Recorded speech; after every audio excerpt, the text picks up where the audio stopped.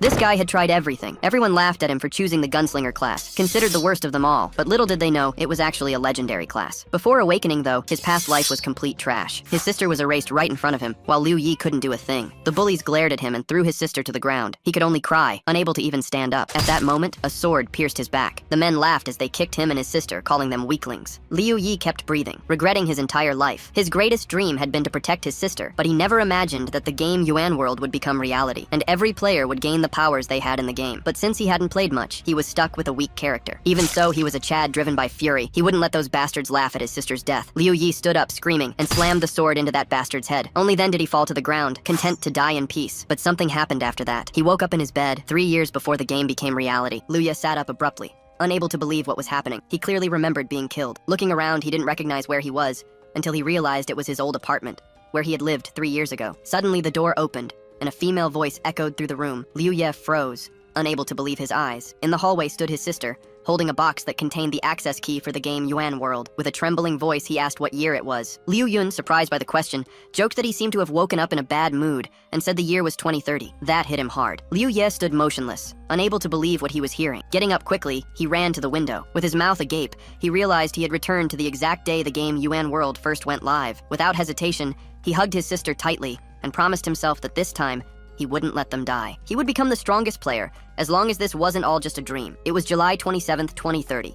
The virtual reality game Yuan World was launched, and on September 1st, it took control of the world. All players received the abilities of their in-game characters. The marginalized and the lower classes of society suddenly acquired incredible powers. For the first time, they felt a strength they never imagined they could possess. Because of this, chaos erupted, and endless wars for money and power began. Our protagonist chose the path of a player who simply explored the game's world. This led him to a tragic fate. Due to his low level, he ended up dying in Yuan World. However, by some miracle, he had an unexpected stroke of luck. He was reborn and returned 3 years in time, to the exact moment the game was about to be released. This time, he was determined to become the strongest. Mentally, he returned to reality and was surprised when his sister pushed him away. Without realizing it, he had started to hug her. She was extremely embarrassed, thinking her brother was just messing with her. Scratching his head, he gave an awkward smile and said, surprised, that it really did seem like that. We fast forward 8 hours to the launch of Yuan World. Our protagonist put on his virtual reality headset and lay down on his bed. He knew there were only 34 days left before the game would dominate the world. If he could become the strongest player in that time,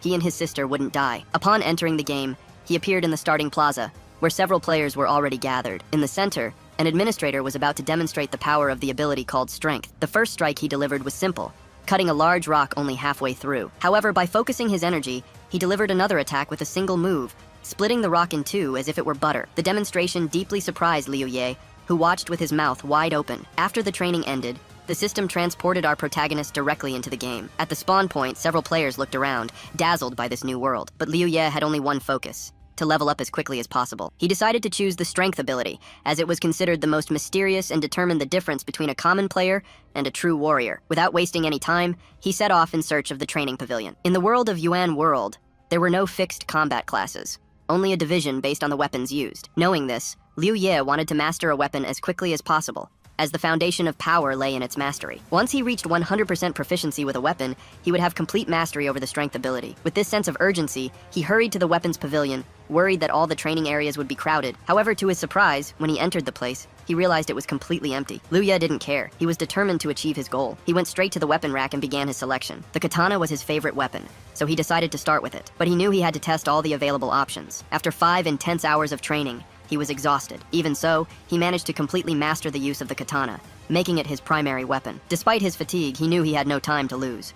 Without hesitation, he picked up a longsword and began a new training cycle, pushing himself to the limit and ignoring his own exhaustion. In the weapons pavilion, a couple walked through the corridors, admiring how realistic everything around them was. Suddenly, the girl noticed a training pavilion behind the guy. Curious about the sounds coming from inside, she asked what could be in there. The guy looked up, saw the sign above the entrance, and commented that it was probably a training area. Without hesitating, the girl peeked around the corner of the door. It was then that she spotted our protagonist, training tirelessly with a sword, honing his strikes against a wooden dummy. She noticed that Liu Ye was the only one training there, which seemed quite strange to her. The couple approached the weapon rack but didn't pick up any weapons.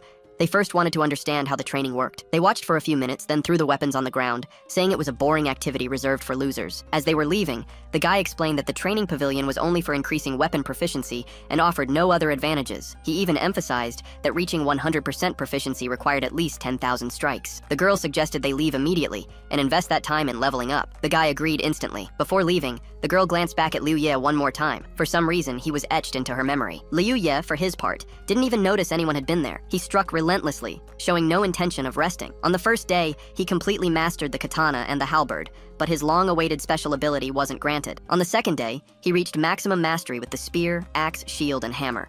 Still, his power did not awaken. On the third day, while other players had already reached levels 10 to 20, Liu Ye was still at level 1, and his strength remained hidden. For a moment, he considered that maybe he should level up before continuing to train, but he quickly dismissed the thought. If he wanted to become the strongest player, he had to obtain his ability at any cost. Nothing would stop him. Once again, the scene shifts to the street near the training pavilion. The same couple was walking by, discussing the fact that a player had died. The penalty in UN World was cruel. Upon death, a player lost all their experience levels. In the middle of their conversation, the girl spotted Liu Ye again and was incredibly surprised. He was still training. The guy next to her was also shocked. He said there were many more exciting ways to play, far better than spending days training non-stop. The intrigued girl couldn't understand why Liu Ye was so persistent. Her friend suggested that maybe he knew some hidden secret. Excited, he thought about trying to master a weapon too. However, the girl shot down his idea. She claimed it was useless, as Liu Ye had already been training for 3 whole days, and nothing had changed. While other players were reaching level 20, he was just honing his weapon skills. He wouldn't stand a chance of winning that way. Liu Ye, however, completely ignored the couple. He had a goal and wouldn't waste time on distractions. The girl grew irritated with his obsession. She said Liu Ye seemed like a gaming addict, and that even if he did become the strongest fighter, she would never try weapon training. To her, the time was better spent leveling up. With no patience to stay there any longer, she pulled her friend's arm and insisted they leave. They needed to gain more experience as soon as possible. Days later, our protagonist received an unexpected notification. He had mastered 18 types of weapons, and as a result, earned the title of Weapon Master. Now he was able to use the abilities and characteristics of the other 17 weapons with any main weapon he chose. With a whip in his hands, he was exhausted and stood motionless, processing the message before his eyes. He couldn't understand what was happening. He had mastered every possible melee weapon, but his long-awaited special ability never manifested. Because of this, he decided to ditch bladed weapons. Perhaps his true talent lay with firearms. Without wasting time, he headed to the firearms pavilion. As he walked, he reflected on something curious. In his previous life, he had never encountered a player who used power with firearms. Upon entering the pavilion, an impressive hall was revealed before him. There was an immense variety of weapons arranged on metal racks. Without hesitation, Liu Ye chose a pistol. The days were passing quickly. More than 5 days had gone by, and he was certain that other players had already reached level 30. Meanwhile, he was still at level 1. Looking at the huge selection of weapons, Liu Ye felt a tightness in his chest. There were too many options, and because of that, UN World might take over the world before he could master them all. For a moment, he questioned if it was worth continuing. But then, the memory of his sister's death came rushing back with full force. That level 20 player who killed her, the blood boiled in his veins. He had no choice. He couldn't turn back. Without power, he would never become the strongest player. Taking a deep breath, he raised the pistol and began his training. Even if his destiny was to die again, he would never give up. Meanwhile, at the training pavilion, the girl who had previously mocked Liu Ye's dedication decided to come back and check on his progress. However, when she looked inside, she found no one. Surprised, she thought he had given up and left for good. Suddenly, a loud bang echoed through the area. The thunderous sound made her freeze in place. What was that? Instinctively, she followed the noise and went up the stairs toward the firearms pavilion. Peeking around the corner of the door, she was dumbfounded. Liu Ye had stopped shooting. The reason? He had completely destroyed the training target. Around him, a strange greenish aura flickered, as if his very existence was changing. The girl covered her mouth with her hands, stifling a scream. Her eyes reflected pure horror. What on earth was happening to him? Liu Ye, for his part, remained paralyzed. He wasn't looking at anything, as if he were lost in a void. But in reality, he was reading the notification he had been waiting for so long. The message read, "Congratulations, you have reached 100% mastery with the pistol. As a reward, you have acquired a new ability." A shiver ran down Liu Ye's spine. He had finally received his power. Now, for the first time, he felt prepared for the impending disaster. A faint laugh escaped his lips. The next step was clear. Level up and catch up to the other players. His stats were basic. Strength, 5 agility, 5 endurance, 5 intelligence, 5 senses, 5. The only exception was his special resistance, which had only 1 point. Additionally, a new passive skills icon had appeared, but it was empty. Heading for the exit, Liu Ye was ready to start leveling up. However, as he reached the door, he noticed a girl standing in the hallway. She tried to act natural, looking away and casually whistling a tune, pretending she hadn't seen anything. Liu Ye, however, didn't waste time trying to figure out if she had seen something or not. He simply walked right past her, as if she wasn't there. The girl, in turn, felt strangely embarrassed. A wave of irritation washed over her, and she didn't understand why she was so flustered. She wanted to ask what had happened inside the pavilion, wanted to understand the strange aura she saw around Liu Ye, but she hesitated. In the end, she remained silent. Upon leaving the training pavilion, Liu Ye had an insight. Only a weapon truly suited to the player could grant power. With this in mind, he decided to go to the equipment shop. He needed to buy a pistol, ammunition, and a close combat weapon. On the way, he heard rumors about Yuan World. The most relevant piece of information was that the game had reached the milestone of 10 million online players. This only confirmed his concern. Time was passing way too quickly. Arriving at the shop, Liu Ye chose his gear. He acquired a low-level pistol called the White Dragon, which cost 500 coins. He also bought a box of 300 common bullets for 300 coins, and a low-level dagger that cost him 200 coins. In total, he spent 1,000 coins on his new acquisitions. As he left the shop, he felt a bit discouraged. The prices were too high, and the fact that the in-game currency had a value equivalent to real money made everything even more expensive. To him, the company behind Yuan World had gone overboard with the item prices. Still, he was satisfied with his new weapons. Looking at the dagger, an idea struck him. Without hesitation, he activated his special skill, Weapons Master. This skill allowed him to overcome the limitations of weapons and apply the powers of one to another. The first real test of his new power was about to begin. Determined to test his skills, Liu Ye went to the Mirror Kingdom Gaming Company. This place allowed players to create a mirrored copy of themselves to fight against. The rules were simple.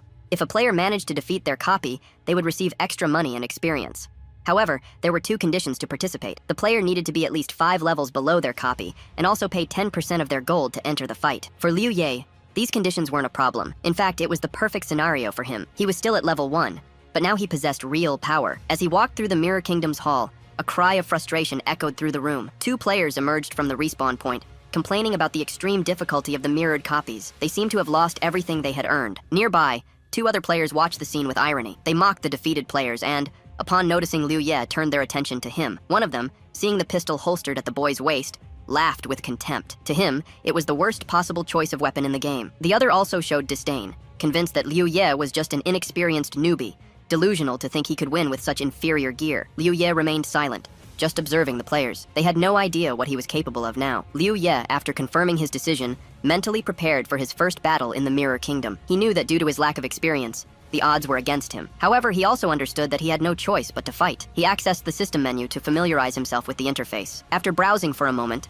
another notification appeared, asking for confirmation to face a mirror player. Despite his fear, Liu Ye confirmed his participation, aware of the consequences. The system then displayed a notification requesting confirmation for the 100 coin participation fee. After accepting, a second notification appeared, reminding him that once inside the Mirror Kingdom, players could not leave until the battle was over. A few moments later, Liu Ye found himself transported to the arena. His opponent was a player, ready for combat. The countdown began, and the battle was set to start in 10 seconds. When the countdown reached the 5-second mark, Liu Ye's nerves got the best of him. He had never fought anyone of his own free will, and the fear of confrontation was overwhelming. His leg began to shake involuntarily, distracting him even more. Trying to calm himself, he tapped his leg a few times. However, this distraction caused him to miss the start of the battle. His opponent, wielding a red sword, charged immediately. Liu Ye thought it was all over before it even began, but to his surprise, he managed to dodge the first strike and tried to shoot at the enemy. Unfortunately, all his bullets missed the target, and as he lost his balance, he nearly fell. The enemy kept advancing and, taking advantage of Liu Ye's instability, disarmed him with ease. Now, weaponless,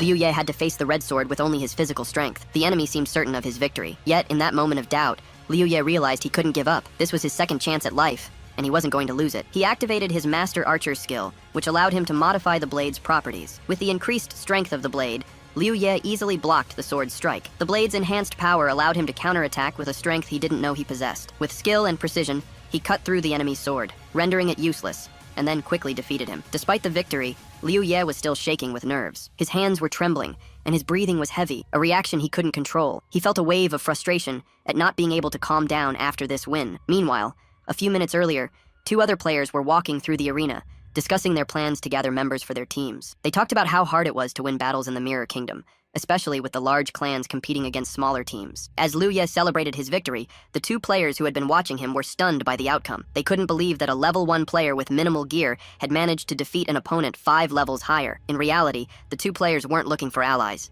They were betting money on other players, hoping to make a profit. One of them quickly checked the betting odds on a site called Backstage Garden, eager to see how much they'd win from their bets. The other, meanwhile, carefully analyzed Liu Ye's movements, intrigued by how such a low-level player could beat his opponent. Liu Ye watched his opponent's strikes closely as the countdown to the battle continued. The green-haired guy watched Liu Ye's every move, saying the answer had arrived. The second player commented that it was an excellent choice, never taking his eyes off Liu Ye. Both were eager to see which mirror copy Liu Ye would choose, hoping they could place their bets. Liu Ye checked his own stats. He had leveled up to 5 and his attributes had doubled, but he still felt weak. He realized he needed to get stronger to overcome his fear of battle. If he didn't, he would soon die. With determination, he immediately chose his next opponent.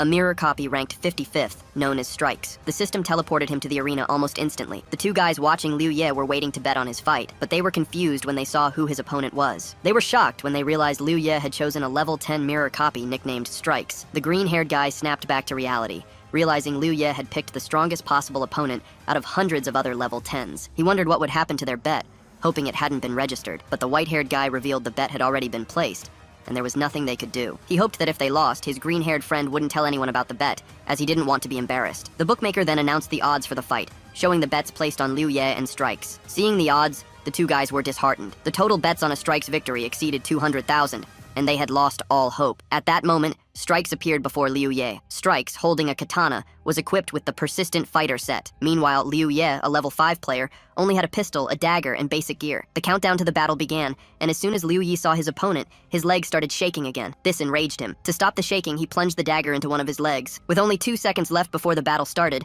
he took a fighting stance, determined not to repeat the mistakes of his first fight. When the battle began, Liu Ye wasted no time and immediately rushed toward Strikes, skillfully dodging his attacks. Although Liu Ye's pistol was powerful, his aim wasn't the best, and Strikes managed to dodge or block most of the shots. After a few moments, Strikes grew tired of this and quickly disarmed Liu Ye. Without hesitation, Strikes went in for a fatal blow. It seemed like the blow would be impossible to dodge, but Liu Ye wasn't ready to give up. He activated his special ability and his eyes glowed blue. Liu Ye made an incredible forward leap, narrowly dodging Strikes' deadly blow. After sliding back a bit, he realized Strikes wasn't chasing him. With a moment to recover, Liu Ye assessed the situation. His health was at 20 out of 100, and his cognitive power was at 28 out of 30. The battle had just begun, but Liu Ye was focused on his survival. Liu Ye was one step away from defeat. His normal attacks couldn't even scratch his opponent, and he realized he had chosen an adversary he couldn't defeat. He should have opted for a weaker fighter and used that time to level up instead of going so far so fast, but even so, after a moment of doubt, Liu Ye returned to his fighting stance, finding it almost funny how hard this was. He believed that to overcome his fear, he needed to keep fighting without giving up. Considering that standing still wasn't a good option, he decided to run straight toward his enemy. At one point, the hero turned to the side to avoid a mortal blow that would have surely depleted all his health. However, Liu Ye underestimated his opponent's speed. In seconds, Strikes was behind him, taking him by surprise.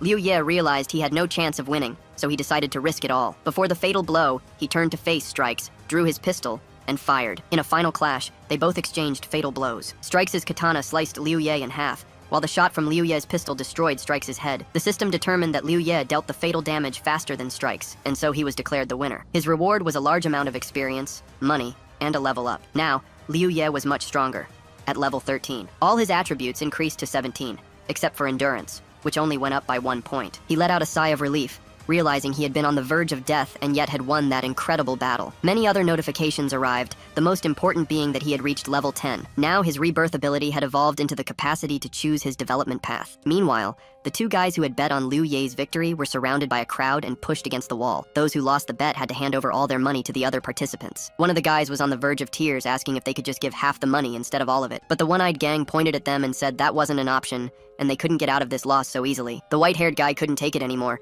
and yelled that he couldn't believe they really thought they had already won when the result wasn't even final yet. Gang, pointing at the board, stated confidently that Strikes would win, since he couldn't possibly lose to a rookie. If that happened, he was ready to cause a huge scene with the bets. Before Gang said that, Strikes was considered one of the top level 10 copies. However, moments later, the board updated, and everyone was shocked to see that Strikes had been defeated. The surrounding crowd could hardly believe it, their mouths hanging open in shock. Their world instantly fell apart. The green-haired guy was beaming, thrilled with the win, and the two friends were happy they had won. Meanwhile, Liu Ye, the protagonist, was returning victorious from the arena. A list suddenly appeared before him. He looked at it for the first time and didn't fully understand what it meant, but he decided to finish the match. As he was logging out, his sister came into his room and called him to eat. Upon entering the kitchen, Liu Ye wasted no time and started eating immediately. His sister Yun said she had prepared his favorite mushrooms, but Liu Ye paid no attention to her words. He was too immersed in his thoughts about Yuan World, where he had discovered 2 new skills he didn't even know he had. The first skill was Invasion Flame, which offered an incredible effect.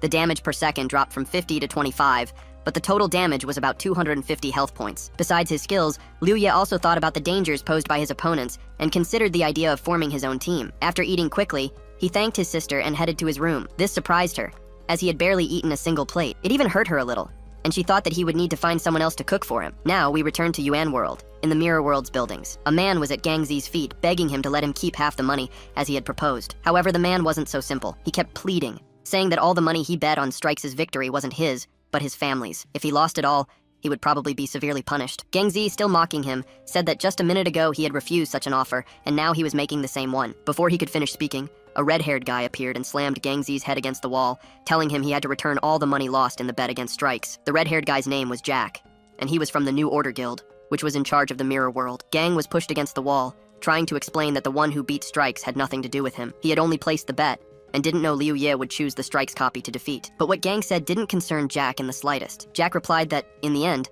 the white-haired guy was the one who profited, and even if he managed to escape responsibility here, things would be handled differently in the real world. Gang tried his best to defend himself and, to avoid being bothered in real life, offered all the money he had won from the bet. Jack, however, suddenly refused and said he didn't need it, letting the poor man go. Gang thought for a moment, and with a very serious expression, said he had nothing else to offer as compensation. Jack, with a frightening look, simply mentioned a favor Gang would have to do for him. And of course, he had no choice but to agree. Now, let's get back to our hero, who logged back into the game after dinner to continue leveling up. He knew he couldn't hesitate, because he needed to be well prepared for Judgment Day. Soon, Liu Ye received a notification confirming his choice to upgrade the Kai Heal skill. Without hesitation, he confirmed the enhancement and immediately received 3 notifications. The first was about the skill he had chosen. The second informed him that his tally was complete, and his combat power was now 15.6. Additionally, he received a new title called Low-Level Warrior. One of the biggest surprises for Liu Ye was realizing that by choosing the skill, he had acquired a dual attribute, and several of his stats had increased considerably. Looking at his stats, he was very surprised, as some of his attributes had risen significantly. Liu Ye recalled becoming very weak after surpassing level 100. Now, he realized that even though he was only level 13, his new traits and bonuses put him on par with a level 26 character. Liu Ye began to reflect on the possibility of defeating a level 20 Strikes with his current strength. However, Liu Ye transformed from an insecure guy into someone confident, determined to challenge Strikes. He now saw him as a worthy opponent and wanted to test his strength against him. Then, a notification appeared before him, asking for confirmation for the battle with Strikes, which he promptly accepted. A few seconds after he chose his opponent, bets for the fight started popping up in the local bookmakers and in the player chat. Someone placed a bet, and 2 guys, who Jack had asked to spread the word, started promoting it. One of them bet everything he had on the protagonist's victory, which angered the golden-haired man. They didn't need to place bets, but the white-haired young man was convinced that Jack couldn't do anything now. Even if he tried, he wouldn't get support from his group, the New Order. The blonde guy noticed his friend's disdainful smile and figured that this Jack character had forced him to publicize the odds in favor of the protagonist. However, he didn't understand the point of it all, since it was obvious no one would bet on Liu Ye, and the odds would be very low. But the guy didn't answer, as his only job was to stir up trouble. The scene shifted to the battle arena inside the Mirrored Realm, where the combat was about to begin in 10 seconds. On one side, Strikes, level 20, armed with 2 katanas and advanced armor. On the other, Liu Ye, level 13, with only a pistol, a dagger, and starter gear. Liu Ye began to ponder, thinking that with enough cognitive power reserve, he could predict the right moment to destroy Strikes easily. The system announced the start of the battle. The protagonist didn't hesitate and attacked immediately.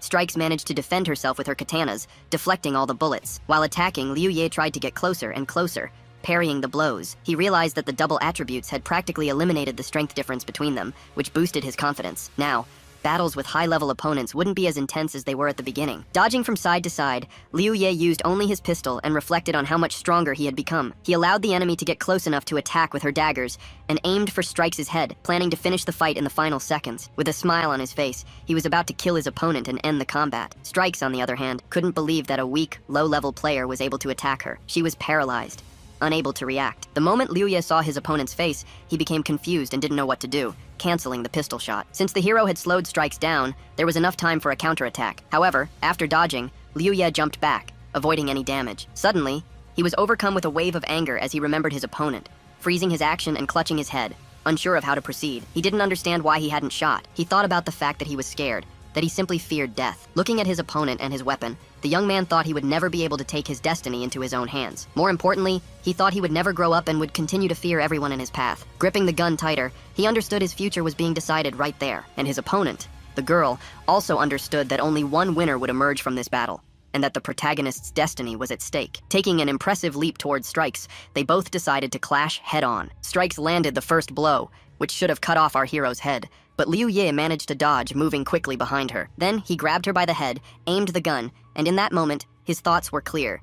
He had already grown up, become a completely different person. Without hesitating for a second, Liu Ye fired, and 3 notifications immediately appeared before him. The first said he had defeated Strikes, the second that his level had increased, and the third that he had reached level 20, now able to choose how to further develop his power. The protagonist's face was incredibly serious. He understood that he had not only grown, but was now ahead of all the other players. Meanwhile, in the lobby, those who had bet on our hero couldn't believe what they were seeing. They had actually won. Then, unexpectedly, the green-haired guy commented that the bets didn't affect the other players. Even though Jack had opened a second bet on a level 20 Strikes, she still lost to Liu Ye. Now, everyone knew how strong he was. The same guy started to think that after defeating the level 20 Strikes, Liu Ye had probably reached level 22 or even 23. He concluded that Liu Ye could only fight against level 30 mirror copies, whose rewards were very high. The hero knew it was Strikes, but the guy couldn't understand how Liu Ye was so confident he could defeat a level 30 mirror copy of Strikes with 100% certainty. They assumed that as soon as the protagonist faced the level 30 Strikes, he would probably lose and be in great danger. As soon as Liu Ye teleported back to the mirrored realm,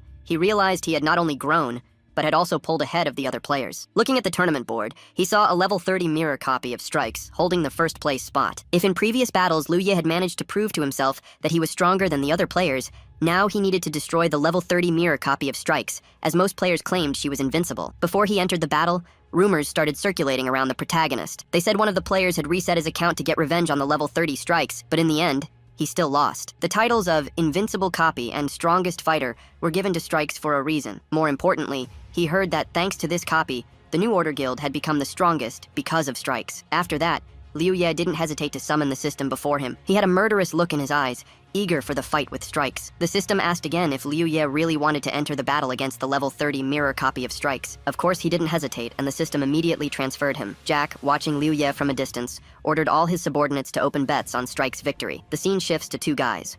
One of them places a bet on the protagonist's victory, which makes the green-haired man lose his patience. He thought that Liu Ye simply had no chance against the level 30 Strikes. However, the white-haired guy ignored him, insisting that he believed in Liu Ye. Soon, we're brought to the arena where his enemy, the level 30 Strikes, was waiting. He wielded a very unusual weapon, a katana named Last Will, and his gear was called Fierce. Liu Ye, on the other hand, was only level 23. He had a pistol, a common dagger, and beginner's gear, making it look like he stood no chance at all. After a moment, a notification popped up for Liu Ye. It informed him that his intelligence stat had surpassed 100 points, increasing his intelligence knowledge power by +1. Focused on the notifications, Liu Ye didn't realize the battle had started. Strikes wasted no time and attacked immediately, dealing 411 damage to Liu Ye's health. Liu Ye was shocked, as he only had 18 health left, and he couldn't believe Strikes' speed. The second attack should have finished Liu Ye off, but somehow, he managed to block with his dagger and survive. With each passing second, Liu Ye grew more frustrated with his opponent as he realized just how serious this fight was. If he had blocked a second later,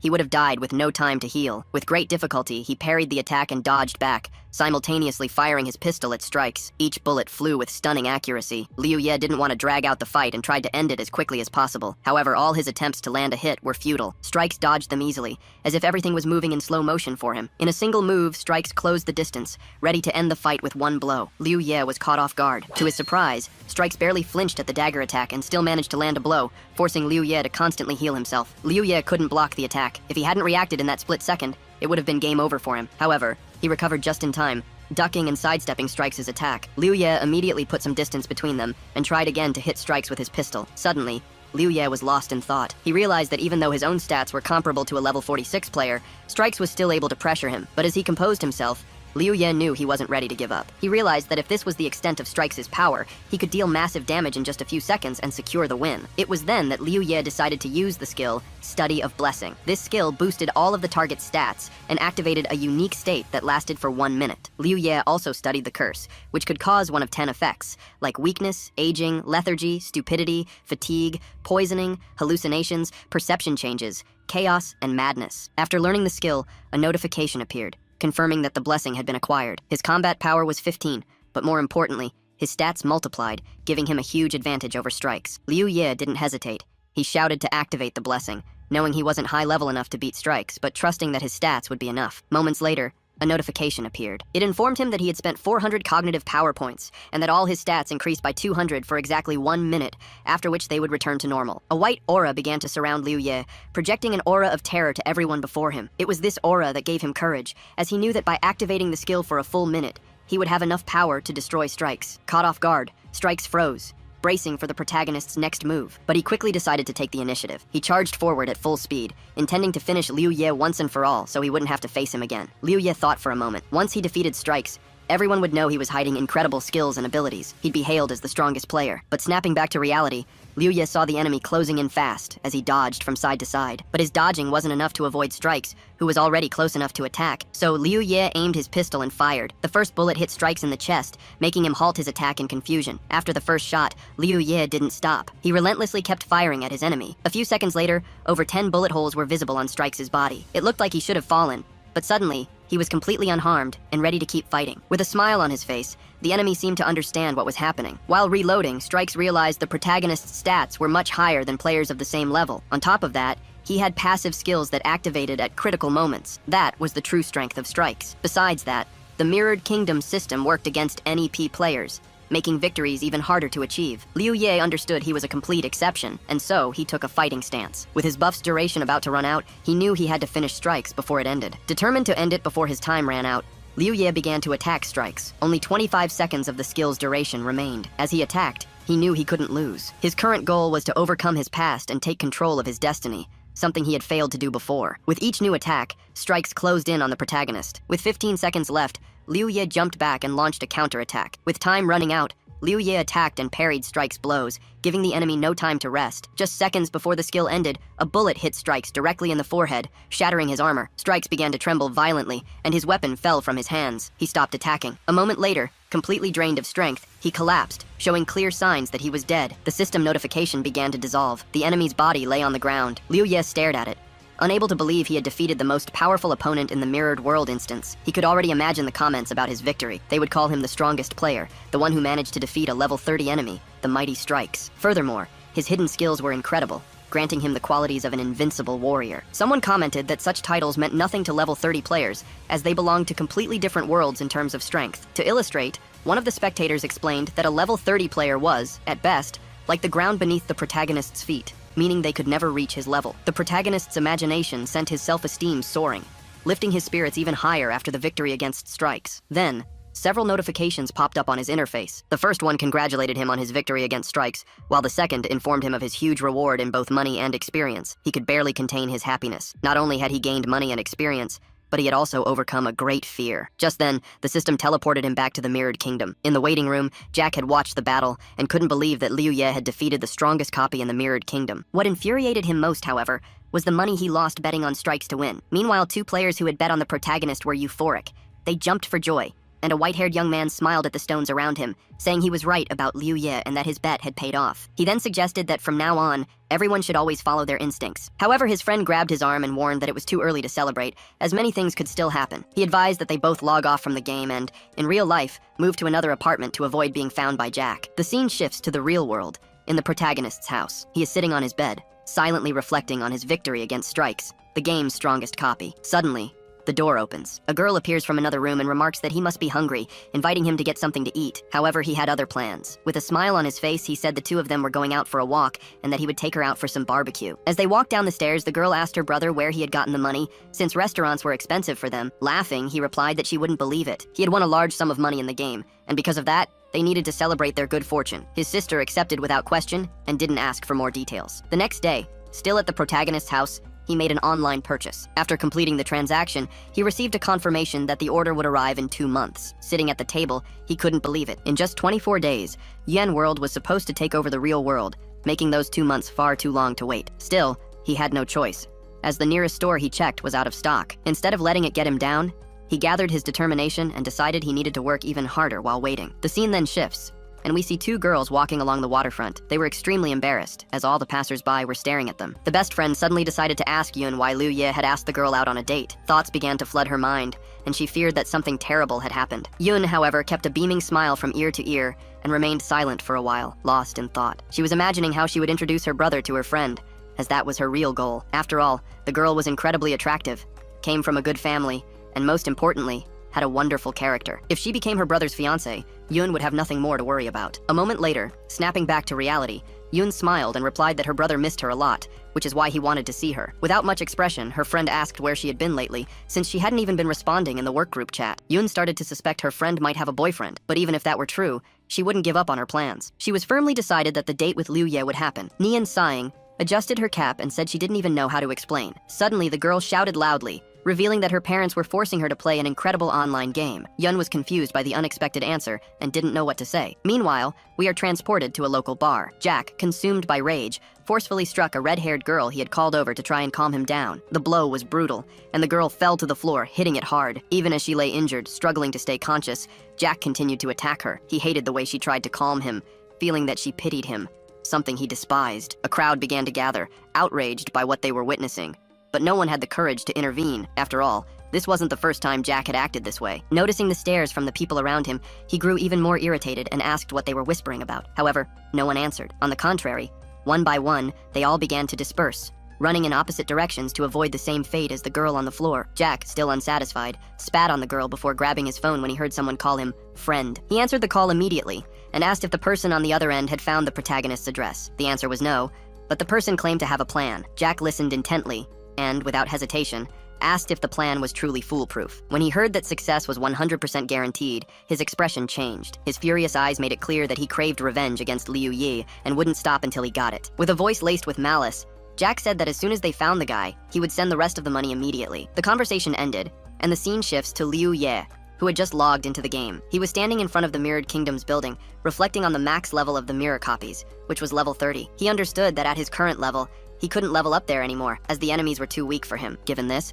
he decided it was time to leave. Turning around, he started walking towards the Ruined Kingdom, a place where he could grow even stronger. However, as he stopped to look at his own appearance, he realized he couldn't keep wearing his starter armor. It was time to think about buying a new set. Liu Ye headed to a weapon shop. As he approached the display window, a system window opened before him, showing the items available for purchase. However, when he saw the prices, he froze for a few seconds. His expression made it clear he simply couldn't afford to spend that much on armor. Disappointed, he left the shop and continued walking through the Mirrored Kingdom. He soon realized there was no reason to stay, as it was impossible to get the materials needed to craft equipment in that place. So, he decided to go to the Ruined Kingdom, where he could easily get this material and craft level 20 equipment. Although he had enough money to buy level 20 equipment directly, he preferred not to rush. After all, he would soon reach level 30.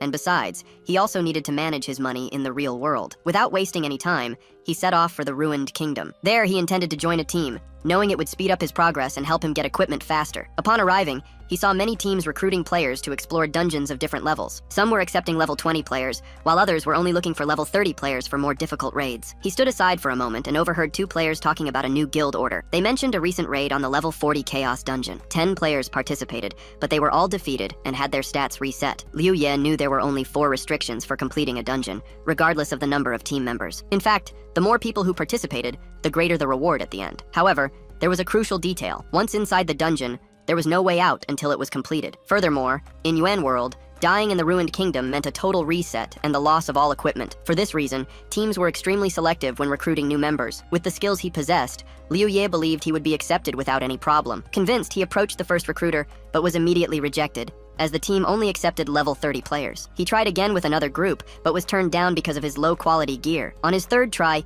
he didn't even get a chance to speak, as the team was already full and didn't need any new players. Frustrated and utterly disappointed, he fell to his knees. He couldn't believe that no one wanted him, even after he had defeated Strikes, a level 30 enemy. He thought his strength should be taken into account, regardless of his level and gear, as he had already proven he wasn't a weak player. Discouraged, he started considering grinding the easier dungeons for basic gear, but he knew it would be a long and tedious process. Still, he gathered the strength to get up and was preparing to follow this only option when he suddenly heard footsteps behind him. Right after, a voice announced that a team needed one more member. Curious, Liu Ye turned to see what it was about, not understanding who the offer was for. Before him stood Jack, smiling. With a calculating look, Jack suggested he join their expedition into a dangerous level 35 dungeon designed for 10-player teams. Exchanging glances with Jack, Liu Ye sensed that something was off about the proposal. Still, Jack kept talking, assuring him that the team was strong enough to handle the challenges on their own. They just needed one more person to complete the party. To activate the raid portal, they needed one more player. Surprised, the protagonist couldn't believe what he was seeing. He also felt like he'd seen Jack somewhere before, but he couldn't remember exactly where. Jack didn't give Liu Ye time to think. He said if he wasn't interested, he'd find someone else. Not wanting to miss this chance,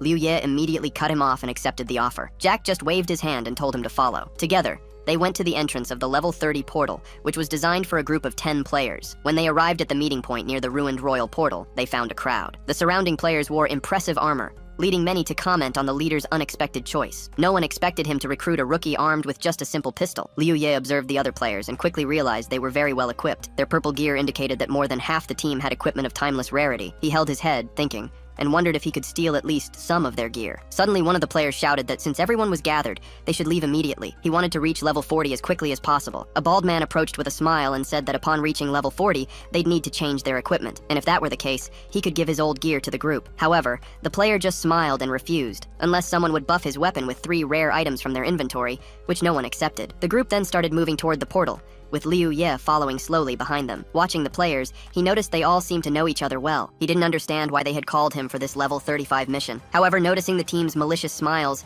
he realized this friendship hid ulterior motives. The portal finally opened, revealing a vast desert expanse. In the center of the landscape, there was only a mysterious crystal. Jack and another player were the first to cross through the portal and began to survey the area. Soon, one of the team members noticed that the mission objective was to protect the crystal. Jack immediately took command, ordering everyone to surround the crystal and ensure its safety. Everyone followed the instruction, except for Liu Ye, who hesitated for a moment. That's when Jack warned that anyone who let the monsters reach the crystal would have to pay for the damages out of their own pocket. Liu Ye was surprised by the team's organization, though he didn't show it. Still in no hurry to get into position, he observed the crystal carefully. Suddenly, a notification appeared before his eyes. The mission was loading. A few seconds later, another message informed him that the task was to protect the crystal for 3 waves of enemies. At the bottom of the screen, he saw the crystal's health bar and the penalty for failure, death for all players. Just then, a shout interrupted his thoughts. Someone announced that the monsters were attacking. Liu Ye looked out at the desert, but he saw nothing but a dense fog. However, he soon realized this was no ordinary fog. It had been generated by the monsters themselves. From within the smoke screen, an enemy emerged at high speed. The creature looked like a spider, but it had absurdly large fangs. The bald man yelled at Liu Ye to get closer to the crystal, warning that if he didn't follow orders, he could be killed. Without arguing, the protagonist obeyed. Meanwhile, a swarm of monstrous insects flew toward the bald man, who was holding an immense axe. It looked like his game was about to end right there, but the man had entirely different plans for this raid. With a single swing of his axe, he destroyed several beetles at once. He watched the others, who were also wiping out large beetles as if they were ants, and realized their teamwork was top-notch. The protagonist understood that this group knew exactly what they were doing. He felt useless in that battle, and realized he didn't need to try so hard,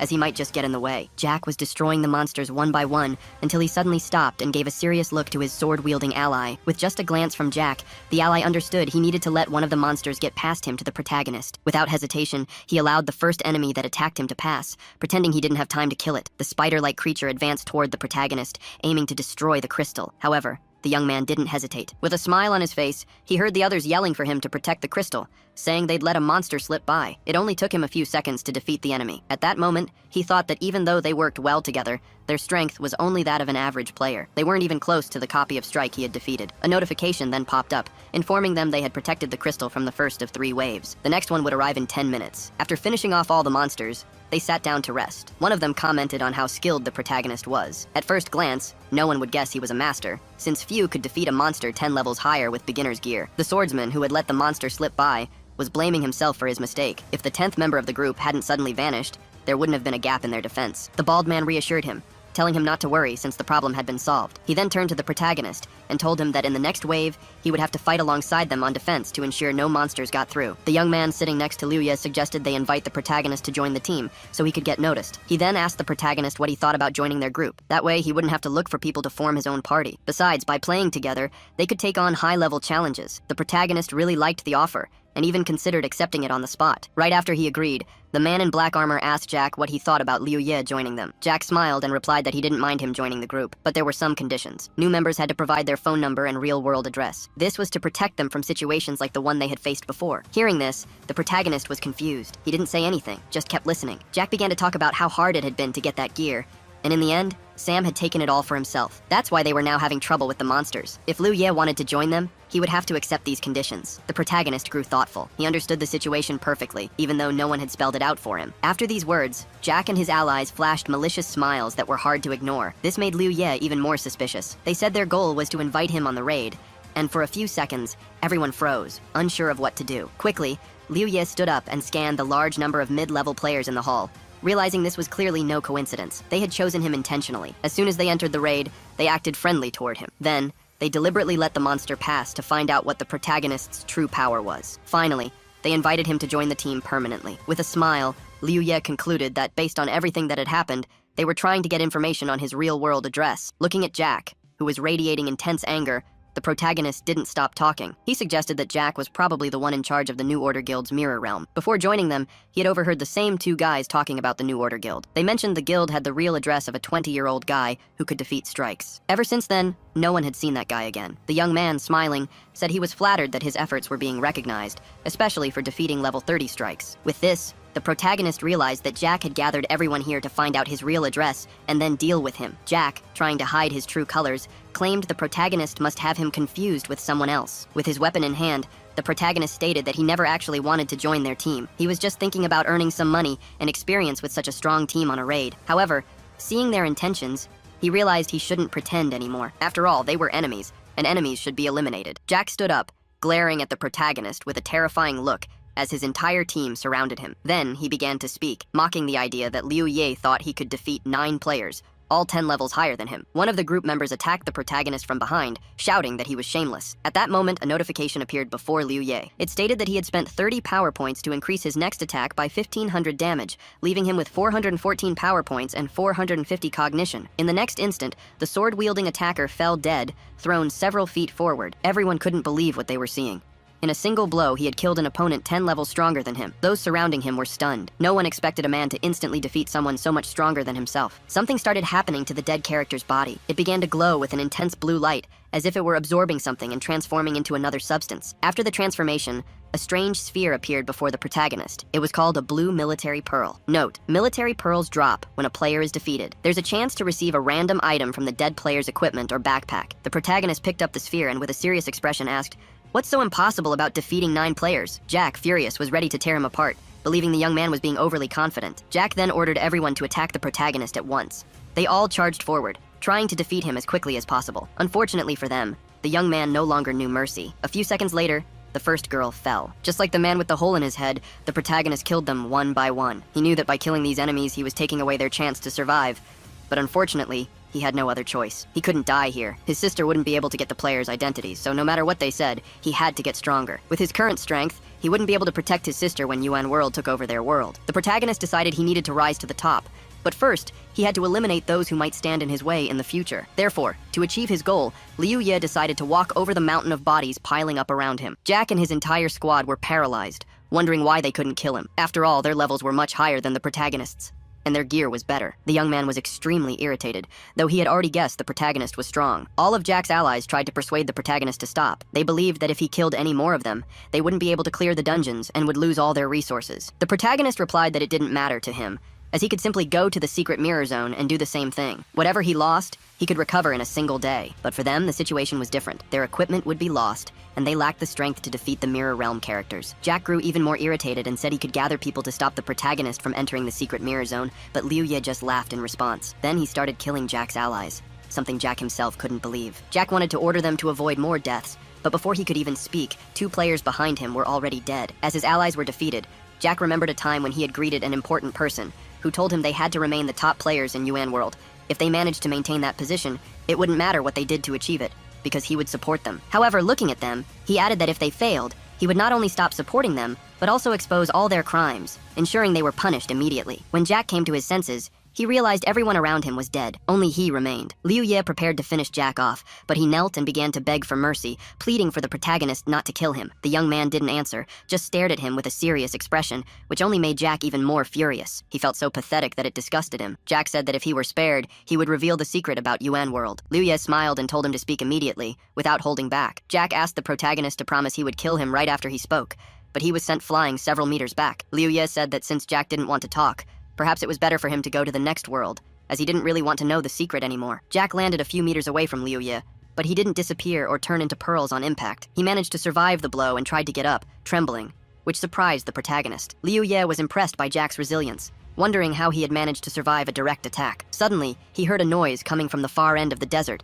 and immediately deduced that a second wave was about to begin. To start, Jack said that Liu Ye must know some of Yuan World's secrets, otherwise he couldn't have become so strong. What surprised Jack the most was that even he couldn't handle Liu Ye. Because of this, he planned to report all of this to his superiors.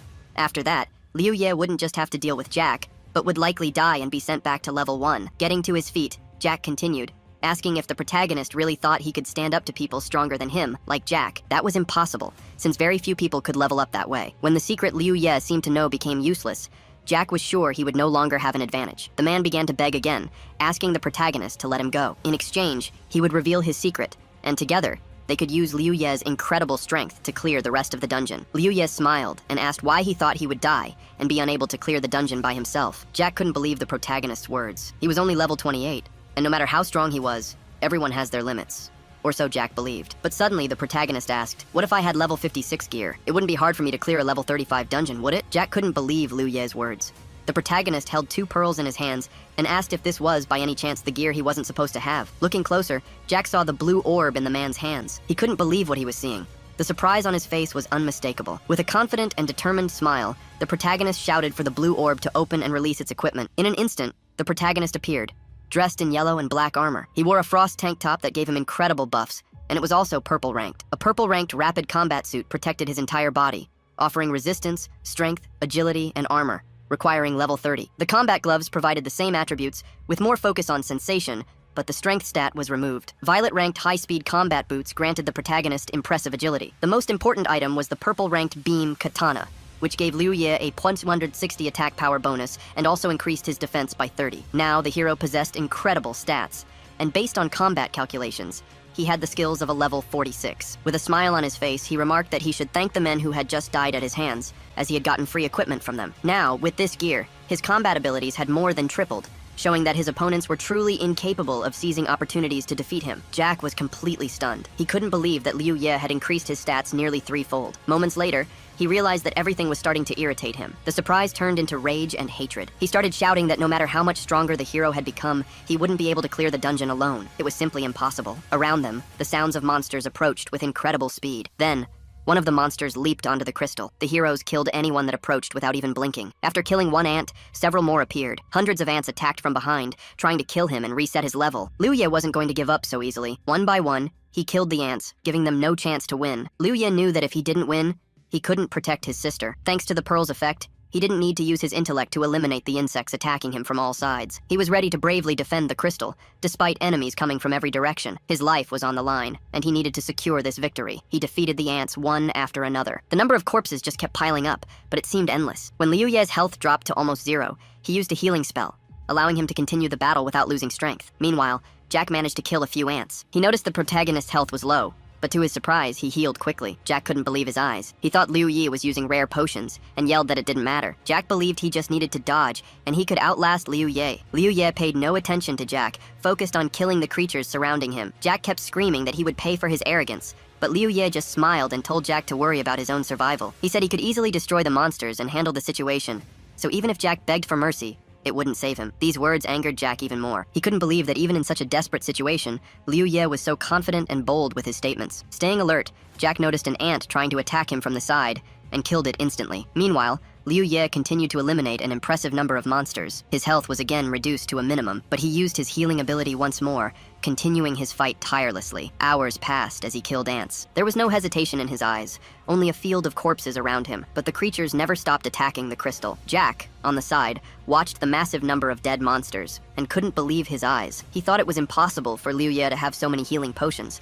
as the amount he had used was far greater than any player could carry for such a test. As Jack stared at the pile of bodies, he didn't notice a monster suddenly appear, grabbing his hand and dealing heavy damage. His health dropped to a minimum again. He wanted to use a healing potion quickly, but when he opened his inventory, he saw it was empty. He was bewildered, realizing this was the end. His health was at rock bottom, and enemies were closing in from all sides. He had no strength left to keep fighting. The monster started tearing him apart, attacking him relentlessly, wounding every part of his body it could. Even in such a desperate situation, Jack couldn't accept that he would die first and not get to see Liu Ye die before him. But looking over at the hero, he realized Liu Ye was still handling all the enemies, killing them without much trouble. He decided Liu Ye would pay for this insolence once he respawned in the lobby. The young man watched everything with a smile because he wasn't tired at all and still had plenty of strength. He even enjoyed facing all the monsters that attacked him. After all, that's how he gained experience and combat skills. At that moment, Jack was sent to the lobby, his level nullified. A notification appeared on the protagonist's screen, indicating that his team had only one person left: himself. By meeting all the conditions, the reward for completing the dungeon would be increased tenfold. After several hours of fighting the insects, the hero crouched on the ground, exhausted, trying to catch his breath. An impressive number of defeated ants lay around him, all eliminated by him, and finally the wave of attacks ceased. The insects stopped attacking, and looking at the mountain of bodies, he felt relieved. knowing that the ants would disappear before the second wave. If that didn't happen, he wouldn't know where the crystal was and wouldn't be able to protect it. Not far from him, he saw the inscription, Golden Orb. The Golden Orb allowed a player to receive 3 random items from a dead player's inventory. As soon as he saw the orb, Liu Ye quickly stood up with a smile on his face. He couldn't believe he had actually found the Golden Orb, as he'd expected from the manager of the mirror copy. Finally, he had done something right. Approaching the Golden Orb, the protagonist picked it up and thought for a moment, knowing he didn't have much mental energy left. He would have about 10 minutes to rest, which would restore half his strength. Naturally, this wouldn't be enough for him, as he was on the 3rd and final wave. Now he realized he shouldn't have attacked the Zukovs so early. He should have waited for the final wave. Now, all he could do was hope the Golden Orb would yield something valuable to help him face the last wave. As he spoke the words to open the Golden Orb, a notification appeared before him, offering a choice between equipment and items. Liu Ye started to reason logically, thinking that his strength, agility, and armor would soon reach 100 points. He wondered if he could get equipment that would improve these 3 stats and increase his combat ability. Therefore, he selected the equipment option. Immediately, a notification popped up saying the system was opening the orb and the equipment would be retrieved. He received a set of purple and gray amber equipment, which gave him 10 agility and 5 senses. The exact same second ring fell into the protagonist's right hand. The 3rd item he got was a purple class pendulum pistol, which gave him 200 strength, 30 wisdom, and a locking ability. Plus, it could triple the damage of each attack or stun the target. The pistol also had an automatic reload, but it took a full minute to recharge completely. Liu Ye was in a state of shock, unable to believe what he was seeing. To him, this was simply incredible. He believed this was his lucky day, as he not only received buffs for all his gear, but also upgraded his main weapon. Accessing his stats, the protagonist noticed that 4 of them had surpassed 100 points, which made him very happy. This meant his combat ability was stronger than ever. After thinking for a moment, Liu Ye realized that if it weren't for those who attacked him, he wouldn't have become so strong. So he decided to thank them. The protagonist thanked them with a smile on his face. He was ready to enter battle, knowing he was only behind in terms of his level. But as soon as he protected the crystal in this dungeon, he would catch up to the top players. Now, we shift to the city at night, where we find ourselves in a room where players are revived after death. Jack was in the middle of the room, talking to his boss, head bowed, saying that Liu Ye definitely had some kind of secret that allowed him to have stats exceeding his level. After everything that happened, Jack claimed that if this weren't true, he wouldn't have died at the protagonist's hands. He told the boss that even if he didn't believe it, he should know about the complexity of the Ruined Kingdom dungeon. A level 28 player clearing a level 35 dungeon alone was too much, and there was definitely something wrong. Otherwise, he wouldn't have been able to kill everyone. The boss, looking at Jack with a scornful gaze, said he was giving him one more chance. Within a few days, he needed to level up, and the boss would deal with Liu Ye personally by sending others to handle him. Jack thanked the leader for giving him another chance, and said he would try. Now we're transported back to reality, to an unknown cafe, where Yun was yelling at Neon because her whole family was playing the game. The girl said they weren't just playing, but also making a lot of money, which left Yun very surprised. Neon had a hard time understanding why, but her parents forced her to level up with them every day. She was already tired of it, and didn't want to do it anymore. Although her parents wanted Neon to keep playing, she wanted to do it her own way. Suddenly, the girl stood up and asked Yun why she and her brother didn't play that calculation game with her at her house, adding that it would be fun to play with her brother. Yun was very surprised by the proposal. Besides, she didn't have a device to play on, but she suddenly realized this was her chance to get Neon and her brother together, because if they played together, it would be a success. All she needed to do was leave the house under some pretext and leave them alone. This was her incredibly cunning plan, so she suggested they go to her house. Now we're back with the protagonist, who was starting to face the 3rd wave advancing on him. He defeated his opponents one after another. Liu Ye had never felt so much power before. As he equipped the gear, he could feel every cell in his body growing stronger, especially when he exerted himself. He felt as if the blade in his hands was even lighter. His steps grew faster, more agile. His jumps were so high they allowed him to tower over all the creatures around him. In these moments, he felt incredibly majestic, standing out from the horde. Liu Yi spots something that grabs his attention. It's a creature that even confuses him slightly, but he doesn't look away for even a second. He decides to unleash his strongest attack, leaping down and wiping out an entire horde of ants with a single strike. But that wasn't enough for him. He wanted more. More power, more experience, more skills. And most importantly, as he destroyed the ants, he wanted to reach places he had previously only been able to gaze upon. Then, just as he was high above all the monsters, the same creature he'd noticed before appears in front of him. It was a level 35 spider boss. Without hesitation, the protagonist decides to finish it off right then and there. Suddenly, notifications start to appear before Liu Ye. The character was congratulated for clearing the dungeon and received his rewards. He gained an impressive amount of experience, 360,000 points, which was then multiplied by 10. In addition, the character received the title Dungeon Defender. For each ally lost in the dungeon, the player's stats increased by 10%. Now, his stats were incredibly high. Upon reaching level 36, he had an immense amount of experience, and his stats, like damage, defense, resistance, strength, agility, endurance, intelligence, perception, distributable points, health, and cognitive power, were astonishing. Upon reaching level 30, he was able to choose a skill branch. One option was Silence, an active skill that, when used, reset all skill cooldowns by 5 seconds. The cost was 50 cognitive power points, and with each level increase, the skill added 1 second. The second development option was called Captivity, which tethered the enemy to its initial spot for 10 seconds. After defeating the monster, the character sat down, satisfied, and couldn't believe he had defeated a huge monster all by himself. Most importantly, he was very happy to have gotten so much stronger in just a few hours, something he himself couldn't believe. Now, we shift to the real world, at the protagonist's home, moving from the virtual to reality. Liu Ye stepped out onto the balcony for some fresh air. He thought about his actions, incredibly proud of his recent achievements. He was just waiting for the opportunity to get into the game to make his sister as strong as him so she could protect herself in the future. Suddenly, Liu Ye heard a door close behind him. When he entered the room, he saw his sister was home. She was in the hallway, holding a gaming device. She said it was very difficult to get the device, but she was lucky to have a wonderful friend, Nian, who helped her get it. However, the device caused her to lose connection. His sister walked into the room, and someone followed her. For a few seconds, Liu Ye was in a state of shock, unable to believe his sister had gotten a device to enter Yuan World. But then, his expression changed. He became incredibly happy, because now she could play with him. With a huge smile on her face, Yun said that since Nian got the device for her, she needed to be properly thanked, and so, Nian would be living with them. Nian greeted Liu Ye without hesitation. He, in turn, still couldn't believe it was a real device for Yuan World. It was incredible. However, his sister felt ignored at that moment and was very annoyed. Liu Ye picked up the box and started asking how they got the device. Not that it really mattered to him. The important thing was that he had the device now. His sister grimaced. She couldn't believe her brother was ignoring the beautiful girl beside him, focused on his new toy instead, especially since he knew Nian was going to be living with them now. Nian, meanwhile, was very surprised that some device could make Liu Ye so happy. Now we go back one day in time, to an unknown level 40 dungeon. A vast forest under a bright moon surrounds the area. Several people were sitting around a campfire, discussing how if they cleared the level 40 dungeon, they would surpass the second-ranked team, which would increase their profits. They were also talking about the incredibly strong girl who helped them find a village. This girl was in the New Order group, and her team ranked 3rd. Her name was Wei Shi. Suddenly, a man named Chao Yang approached her. He said she could ask to join the first-ranked team after clearing the dungeon, which would speed up her development. Confused, she didn't understand what he was saying, and completely ignored his approach. Then, one of the team members told the captains that if Wei Shi left, they wouldn't be able to progress as quickly anymore. They ignored the man's concern and began to discuss how the team would have no future if she left. Besides, they had invested a lot in her, and they couldn't just let her go, especially when they needed her the most. The captain took a deep breath and said they couldn't hold a person back because of their feelings. He believed she wouldn't forget them even after reaching the highest rank in the New Order. The captain decided to confirm this,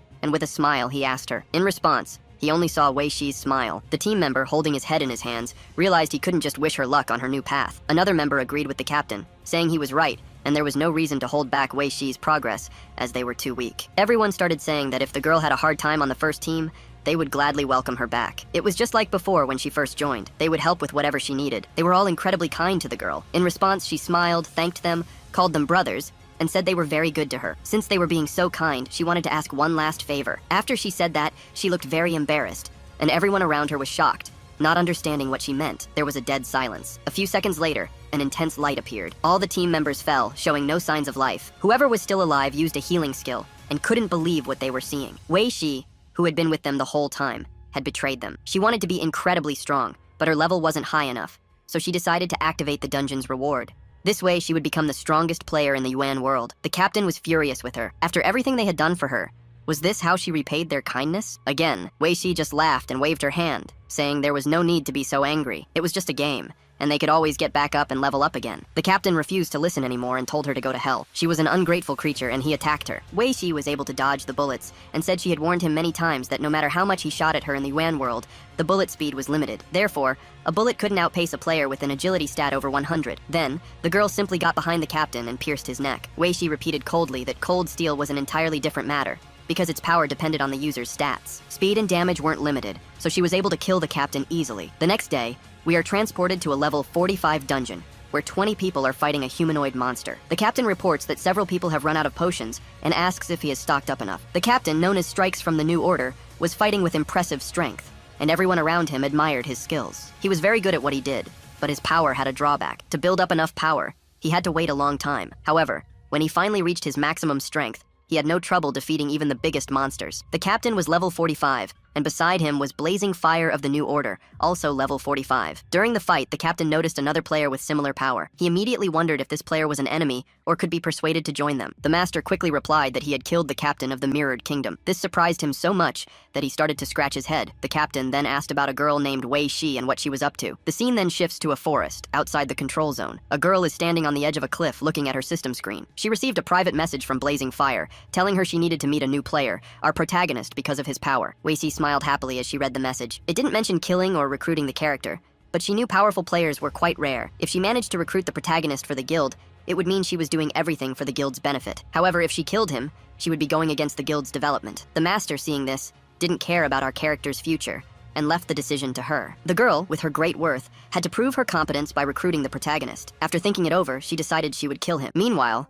at Liu Ye's place, he sat at the desk in his room and drafted a plan of action for the game. He needed to level up his character and gear to 60, and also prepare a fortified camp in the real world before the apocalypse. In his past life, he remembered the highest level any player had ever reached was 60. If he could reach that level before the real world was taken over, he would effectively be the strongest player. With that power, he could ensure his own safety and his sister's. With the collapse of public order and the scarcity of resources, only the most powerful guilds could restore balance. In this scenario, food became the most valuable currency. Therefore, it was essential to stockpile supplies and establish a safe camp for him and his sister. With the funds he had, he decided to rent a neighboring building, while the rest of the money would be invested in buying rice and canned food. Now, all he had to do was wait for the supplies to arrive. In the game, he was only level 36. Still far from his goal. To reach the max level, he just needed to stay alive and keep gathering resources in the real world. That way, he and his sister could live in peace after the takeover. Upon entering the game with his sister and her friend, he led them to the Armory Pavilion. He explained that in the world of UN World,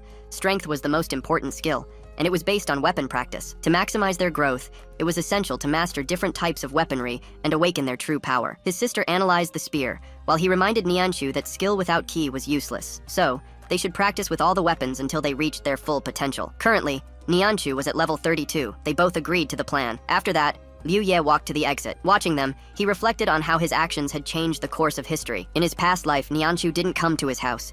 He didn't believe his interference was related to her bringing the device for Liu Yun. In the past, thanks to Nianshu, he and his sister survived for 3 whole years. Now he felt it was his turn to repay her. With this determination, he ran out of the pavilion. Jumping for joy, he felt he was getting closer to his goal, reaching level 60. Half a day later, Liu Ye emerged from a level 35 dungeon. Now at level 37. One of his team members, smiling, commented on his impressive strength, saying he could clear a dungeon designed for 10 players all by himself. Another teammate agreed, mentioning that without him, the group would have a much harder time. Excited, they decided to tackle the dungeon again, but Liu Ye refused as he had other priorities. The disappointed players insisted he add them as friends and promised to call them next time. He smiled, scratched the back of his neck, and agreed. However, upon returning to the team finding room, he nervously clenched his fists, thinking about a big problem. Clearing a level 35 dungeon for 10 players took at least half a day, maybe even a full one. The experience gained there was equivalent to half a level. If he continued at this pace, in 20 days before the real-world takeover, he would only reach level 50. Reaching 60 would be impossible. Sitting alone in the empty hall, he pondered his first experience clearing that dungeon. That's when he received the title of Dungeon Protector,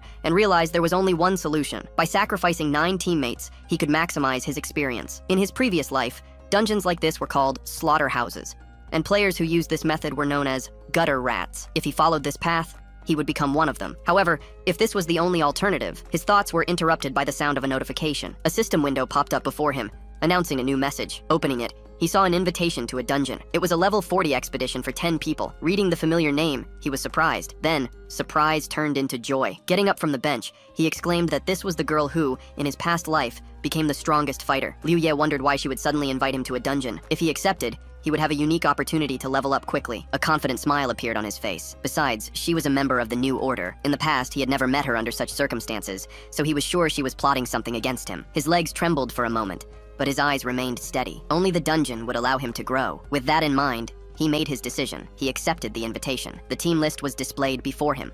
The players' levels ranged from 37 to 45. Seeing the familiar names on the list, Liu Ye smiled when he noticed Lin Fei. He recalled how, in his past life, he'd claimed the reward from a desperate situation by finishing the quest alone. To do so, he had destroyed all of his comrades. He remembered how his old teammates had trashed him in the general chat. The girl nicknamed Cookie had a similar story, but in her case, she started harassing the other players. In the end, She killed them all in self-defense. The other team members had similar pasts. The team for this dungeon had been hand-picked by Wei Shi herself. Liu Ye touched his chin thoughtfully, wondering how Wei Shi could have known these players were trouble. After joining the group, a chat became available. He announced that since everyone was gathered, they should head out. Wei Shi sent a point on the map for them to head to. Lin Fei, seeing the new member, questioned Wei Shi's choice. He doubted this was the player she mentioned and wondered why he was still level 37. Wei Shi replied that on this team, levels didn't matter. What was most important was strength. Liu Ye opened the map and noticed that most of the members were in Muksu City, while the others were in the out-of-control area, or on their way there. His expression grew serious as he analyzed the situation. The out-of-control zone was a dangerous place. Muksu City's controlled territories were divided into 5 zones. Muksu City served as a resource resupply point for all players. All the dungeons within the city were under control,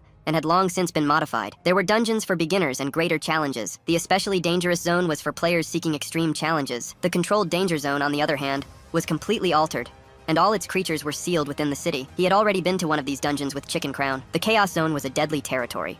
Muksu's influence over the dungeons there was minimal. Creatures above level 30 roamed freely outside the dungeons. The out-of-control zone was even worse. Players died almost immediately upon entering. There, creatures above level 70 wandered about. Finally, the Destruction Zone. Muksu City had no control whatsoever over this area. The creatures from the dungeons there couldn't be sealed. Max-level monsters, capable of annihilating everything. After some time, Liu Ye was already in the out-of-control area, approaching the meeting point. He was running quickly through the forest when he suddenly heard a scream. He turned, trying to identify who could be screaming. Right after, monsters made of branches and leaves appeared in the forest clearing. Seeing them, he ducked behind a nearby rock and watched as the creatures ran toward the stream, releasing vines along the way. He realized the monsters weren't that strong individually, but their numbers were a problem. A single sound could attract them in successive waves. That scream could only have come from a careless player. After a few moments, silence returned. Liu Ye peeked out and saw that the monsters had moved away. He wondered if the player who had screamed was still alive. He jumped out from his hiding spot, convinced he had to keep moving. He headed toward the meeting point, but out of the corner of his eye, he noticed something approaching. A spearhead was flying toward him. He reacted just in time,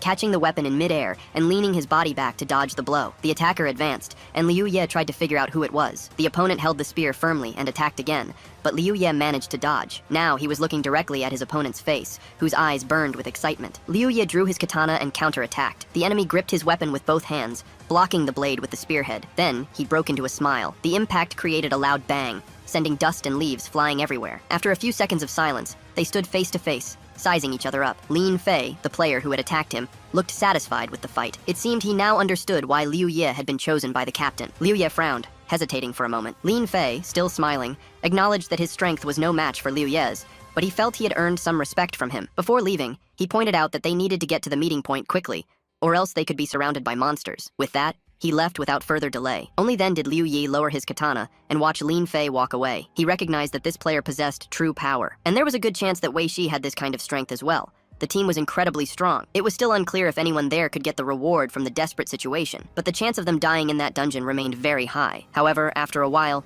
he reached the meeting point, where the others were already waiting. As he approached the portal, he hesitated, noticing a girl sitting on a nearby rock, smiling at him. She stood up, clapped to get everyone's attention, and announced that she wanted to say a few words before they entered the dungeon. The protagonist looked at his teammates, recognizing he was now part of their group, even if he wasn't entirely sure about it. The captain spoke up, explaining that the dungeons in the uncontrolled zone were extremely unpredictable. For that reason, their first action upon entering should be to understand its rules, no matter how unusual they seemed. He stressed that everyone needed to stay calm and discuss the plan rationally, as this would be the key to completing the mission. The players agreed with him, and the girl approved of the group's attitude before leading them to the portal, saying they would now move forward. As the others moved ahead, the protagonist hesitated for a moment, remembering his earlier uncertainties. He reflected on his feelings and realized that ever since meeting Wei Shi, considered the strongest player, he had started to doubt his own abilities. He didn't know if his unease was insecurity, nervousness, or just the fear of never being their equal. He also feared failing and seeing all his efforts go to waste. However, instead of letting these doubts consume him, he looked up at the moon shining over the forest, took a deep breath,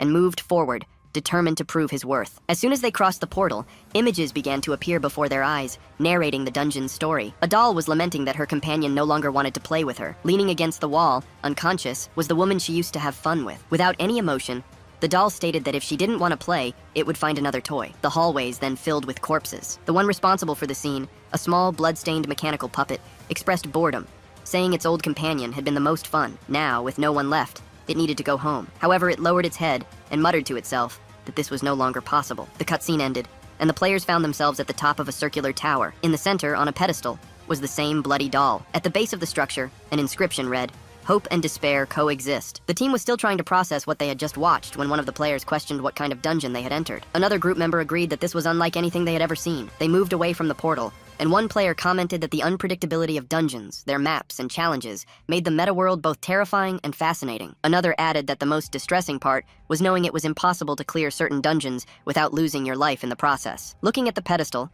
they concluded that the only entity there was the doll, which suggested it might be the main key to understanding this place. However, before they could react, the figure vanished, and immediately the system notified all players the dungeon entrance has been sealed. To escape, they must complete the mission titled Puppets Tricks. The dungeon required the players to destroy the doll. A puppet would appear in one team member's backpack, and the other's task was to eliminate the puppet's owner. The dungeon would only be completed if the player with the puppet survived for up to 6 hours. If the time ran out, the mission would fail. According to the rules, the puppet's owner could transfer it to another player if they managed to kill one of their allies. The protagonist was surprised as he read the mission description. He thought that this dungeon seemed to be created especially for those who wanted to get rewards in a desperate situation. The mission indicated that if the player left the puppet for the last survivor, they would have a 100% chance of winning the grand prize. The system announced that the puppet had appeared, and the countdown had begun. Lou immediately decided to check his backpack to make sure he didn't have the toy. However, as he opened the system window, he stopped and thought this wasn't the right time. He knew that once the other players calmed down, he would have to check if he had the puppet. If he did,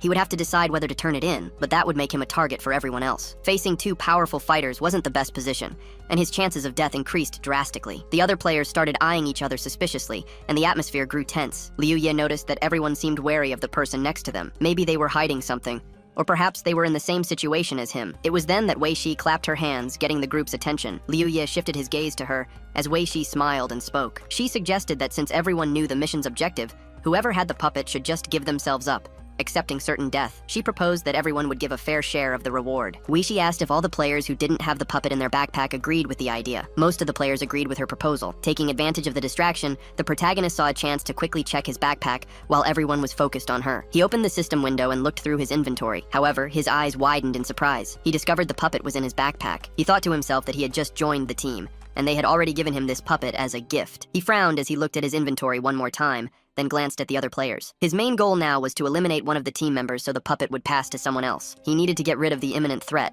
but he still didn't know who to target. Even if he handed over the puppet, he'd struggle to fight two powerful players who would surely show no mercy. Without waiting for a response, one of the players asked if anyone wanted to confess. Liu Ye remained silent, lowering his gaze, but was soon caught off guard by the team captain, who walked up and faced him directly. With a confident smile, he stated it was time for Liu Ye to admit he had the puppet. Liu Ye was surprised by the sudden accusation, but quickly composed himself, his expression turning serious. As he processed the captain's words, one of the female players called him by name, claiming he liked to stand out. Then she demanded that he speak for himself. Liu Ye, however, remained stiff and silent. He looked back at the other team members, noticing they all had peculiar smiles. The memory of the glances they'd exchanged sparked a growing suspicion. Slowly, he realized that even without directly analyzing each other's reactions, they had found a way to confirm he had the puppet. They were all working together. Upon understanding the situation, Liu Ye let out a laugh. It all seemed so obvious now. A sudden invitation to such a strong team was nothing more than a disguised test. Though he still didn't fully understand the woman's hostility towards him, he concluded that this dungeon was specifically designed to eliminate him. The large number of players gathered here was proof of that. He gave the female player an assessing look,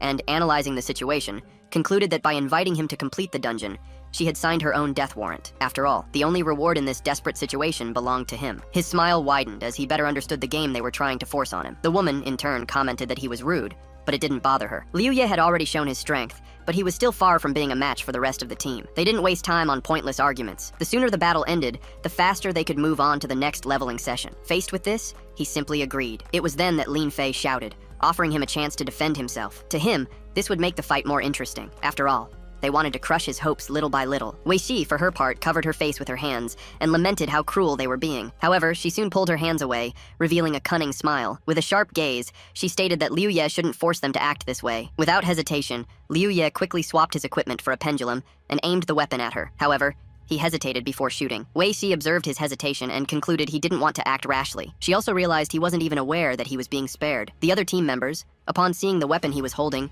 reacted with scorn, trading insults among themselves. They scoffed that they should have been more careful. After all, a fool who shot without thinking wouldn't stand a chance against opponents like them. Lin Fei smiled, pondering that if they had been warned about Liu Ye, it was because he had some kind of special ability. Perhaps his shots had the ability to imprison his enemies. The other players laughed, remarking that he knew the metaverse meta. Magic prisons were well-known tricks in that world. One of the allies suggested they take the situation seriously, because in the Met, it was possible to create traps. This specific type of technique was what they called a cage. Wei Shi laughed again, clearly enjoying the whole situation. Liu Ye then smiled and activated his capture ability. Wei Shi's smile vanished instantly, and she leapt back, stopping a few meters away. She looked down at herself and, seeing she was still unharmed, tried to hide her nervousness. For a moment, she shuddered and called out to Lin Fei, warning him they shouldn't mess with Liu Ye. She realized it would be safer to attack him together to end this confrontation as quickly as possible. Meanwhile, Liu Ye kept smiling, satisfied that he had trapped Lin Fei inside the cage. The trapped player struggled to break free, but the chains held firm. The other team members reacted with surprise, crying out in shock at what had happened. Even Wei Shi stared at her teammate, in disbelief at the scene before her eyes. It was at that moment that Liu Ye used his special pistol ability, called Lockup. The technique allowed him to choose between tripling the damage or stunning the target. He chose to increase the damage, and immediately, the system announced that 100 knowledge points had been consumed. His next attack would deal 5,000 damage. With his eyes gleaming with determination, he raised the weapon, aimed directly at Lin Fei, and without hesitation pulled the trigger. The fired bullet cut through the air, heading straight for the immobilized player. The bullet pierced Lin Fei's body, tearing a huge hole in his stomach. He lost all his health points and collapsed to the ground. The system announced that Liu Ye had eliminated Lin Fei and successfully transferred the doll to another player. With a team member's death, the Dungeon Defender title activated, increasing all stats by 10%. Additionally, he received a pearl as a reward for the kill. Meanwhile, the other team members stared at their fallen comrade, shocked by what had just happened. Liu Ye, on the other hand, was reflecting on his situation and what he feared most: the two scenarios that could lead to his death. The first possibility was facing Wei Shi and Lin Fei together in a direct assault. The second, even more dangerous, was the presence of a fourth team member, someone with an unknown power. Assessing the available information, he realized that on their team, only Wei Shi and Lin Fei were strong enough to face him. This meant the real danger lay in the first option. His opponents were overconfident because they underestimated his strength. Thanks to that mistake, he managed to eliminate Lin Fei, shattering the balance of the strongest duo. Now that he had significantly reduced the threat, he just needed to finish off the rest of the team. A smile spread across his face as he realized victory was within his grasp. Although the ideal move would have been to eliminate Wei Shi first, she managed to dodge the shot at the last moment. This was due to her high perception, a trait that gave her an edge in fast-paced combat. Liu Ye then issued a direct warning to the team, informing them that the doll had passed to one of them. If they wanted to protect their ally, they had to act immediately. Otherwise, he would destroy the doll, preventing any chance of revenge. Aware that the team was weakened, he considered that he needed to be cautious to secure his victory and collect the dungeon's reward. His next step was to identify the player who had the doll in their inventory and keep it until the end. The team captain, hearing this, cursed loudly before freezing in place. The sense of immediate danger made her spin quickly toward the group and order everyone not to move. She knew Liu Ye was trying to find the player with the doll. The other team members, visibly nervous, formed a circle around one of their own, trying to hide them. The player in the center, frightened, instinctively took a step back. Liu Ye noticed her behavior and smiled, realizing he had found his target. The player's terrified look confirmed his suspicion. He reflected that, at that moment, she was completely surrounded. Without wasting time, he propelled his body forward and activated his skill, boosting his stats by 200%. He charged directly toward his goal, determined to eliminate anyone who tried to stop him. With his katana in hand, he advanced, cutting down the players in his path. Their resistance was insignificant. The system announced he had defeated 6 opponents, increasing his stats by 70%. Some of his attributes surpassed the 1,000-point mark. As a reward for the eliminations, he received new pearls, equipment, and items. Faced with the carnage, Wei Shi charged forward furiously, wielding her dagger and trying to strike him. Liu Ye, however, reacted quickly, blocking the attack with a precise movement of his weapon. Meanwhile, one of the players, nicknamed Cookie, was trembling with fear and fell to the ground, unable to react. The team captain, noticing his condition, exclaimed that Cookie was still alive but had the doll. That meant Liu Ye was aiming for the dungeon's reward. Surprised by his audacity, the captain scoffed, but Liu Ye only answered with a smile. Her boots glowed as she activated her arcane leap power, allowing her to move quickly to the side. She warned her opponent that he had made a mistake by targeting her. With nearly imperceptible speed, she began to circle around him. Liu Ye stayed alert, noticing that in an instant, she had simply vanished from his field of view. Before he could react, Wei Shi appeared behind him, ready to strike. However, anticipating her movement, he turned and swung his katana in her direction. Wei Shi, more agile, dodged again and reappeared behind him, striking with a punch. Without giving him room to recover, she continued to attack repeatedly, drastically reducing Liu Ye's health. He then activated his recovery power, instantly restoring his health bar. Then, he raised his blade over his opponent. Wei Shi, surprised, announced that the damage she had dealt was 9,000 points, equivalent to 75% of his health. She recognized she was facing an absurdly resilient opponent. The blows of their blades clashed with a loud clang. Confident, Wei Shi stated that at this rate, he would run out of healing potions before the battle was over. That would guarantee her victory. Liu Ye, however, just smiled. Without hesitation, Wei Shi switched weapons and executed a sudden attack. The blow was devastating, reducing his health by 9,800 points. But, just like before, Liu Ye restored his health in the same instant. Stunned, Wei Shi pondered what was happening. She knew the level 30 instant recovery potion restored only 1,000 health points, and each player could only carry 10 vials inside the dungeon. However, Liu Ye had already regenerated over 19,000 points in total. It didn't make any sense. While she was trying to understand the situation, she didn't notice Liu Ye's sudden movement. He lunged forward with a powerful punch, hitting her hard. Then, with a smile on his face, he apologized. Liu Ye confidently stated that he was the only winner there. Wei Shi gritted her teeth, dodging at the exact moment he attacked again. He watched her with a displeased look as she quickly retreated, stopping beside Cookie. It was then that she made an observation. Given Liu Ye's enormous health pool, she was convinced he possessed support skills. Liu Ye smiled at her deduction and replied that Wei Shi, on the other hand, had invested all her distribution points into dexterity. Besides her strength in close combat, her speed reached an abnormal level, and her attacks almost always resulted in critical hits. For a brief moment, her expression turned serious. Then, she forced a smile and admitted that because of this, her cognition power was extremely low, leaving her completely exhausted now. She reflected that she was probably out of options. Perhaps the best course of action was to simply kill Cookie and end this confrontation once and for all. Liu Ye immediately grew cautious. He thought that he had somehow overplayed his own strength to the point of forcing her to consider this extreme option. Wei Shi was just too fast. If she wanted to, she could have killed Cookie hundreds of times before he could even react. But if she knew she couldn't defeat him directly, why was she still hesitating? Her behavior seemed contradictory. Liu Ye then asked what exactly she was waiting for. If Cookie was still alive, it meant it wasn't time to celebrate just yet. The system notified him that the enhancement of all stats was complete. Additionally, the pendulum and captivity skill had recharged. His eyes widened and, without wasting a moment, he pointed his weapon at Wei Shi, ready to activate his skill. However, his body suddenly froze in place. Confusion flooded his mind. What was happening? Before he could understand, Cookie delivered a fatal blow to the team captain. Wei Shi looked at Liu Ye with a confident smile. The truth was revealed in the following seconds. Shortly before, Wei Shi had instructed Cookie to kill her and then take his own life, thus ensuring Liu Ye could not claim victory. She promised her companion double the reward if he followed the plan. And that's exactly what he did. After striking her, Cookie killed himself. Their bodies began to disappear. Liu Ye remained motionless, stunned by what had just happened. It was unbelievable. Wei Shi laughed out loud before vanishing completely, calling Liu Ye a loser and declaring that he had lost. When their bodies were completely gone, Liu Ye was left alone in the dungeon. He took a step back, still confused, until his legs gave way, and he fell to the floor. His mind raced with questions. How did this happen? Why? Checking his inventory, he realized the doll had returned to him. That realization hit him hard. The fight had been completely nullified. He wondered why Wei Shi would do something like that. Was it all just to deny him a potential victory? To him, that was ridiculous. He grabbed his own head in despair, trying to understand what he should do. They had both died, and now the doll was with him. If Wei Shi hadn't killed herself and he had managed to defeat her, the doll would have completed its journey in his inventory. Now, with no players left, all that remained was to wait for his own death. The chance to change everything was lost so easily. He should have won. A loud, desperate scream echoed throughout the dungeon. After a while, his breathing stabilized. He lay on the ground, trying to catch his breath. Staring at the ceiling, he muttered to himself that there had to be another way. If all his allies were dead,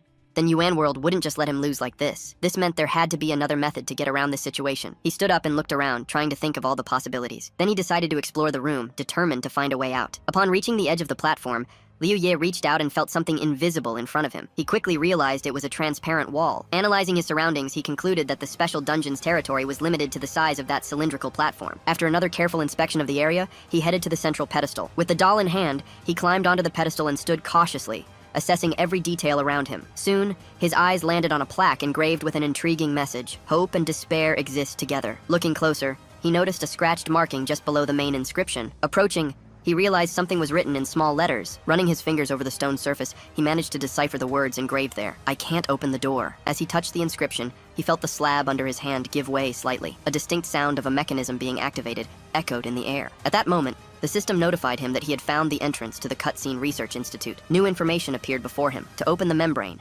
1,000 cognition points were required. Liu Ye frowned at the required amount. It was a significant sum, especially since his energy was already compromised due to various effects. Even with a strength of over 1/500, his last battle had left him with just over 1,000 cognition points. He wasn't sure how to get more within this environment. By spending 700 points to increase all his skills by 350, he would reach the 1,000 cognition points needed to open the membrane. This way, he would still have a surplus of over 300 points. Considering he was about to enter unknown territory, he decided it was best to be in full combat readiness. Confirming his choice, the system registered the action. All of his skills were increased by 350 points. The 700 cognition points were consumed. The remaining 1,000 points were used to open the membrane. In that same instant, the pedestal before him transformed into a door. A strong gust of wind blew against his face. Suddenly, a male voice called his name. The tone of the voice carried urgency, urging him to make a decision quickly. The voice mentioned the need to choose between two options: display what follows you, or dissolve and map everything. Liu Ye blinked, confused, not fully understanding the situation. The man insisted, warning that the choice had to be made immediately for his computing power to be activated. Feeling lost,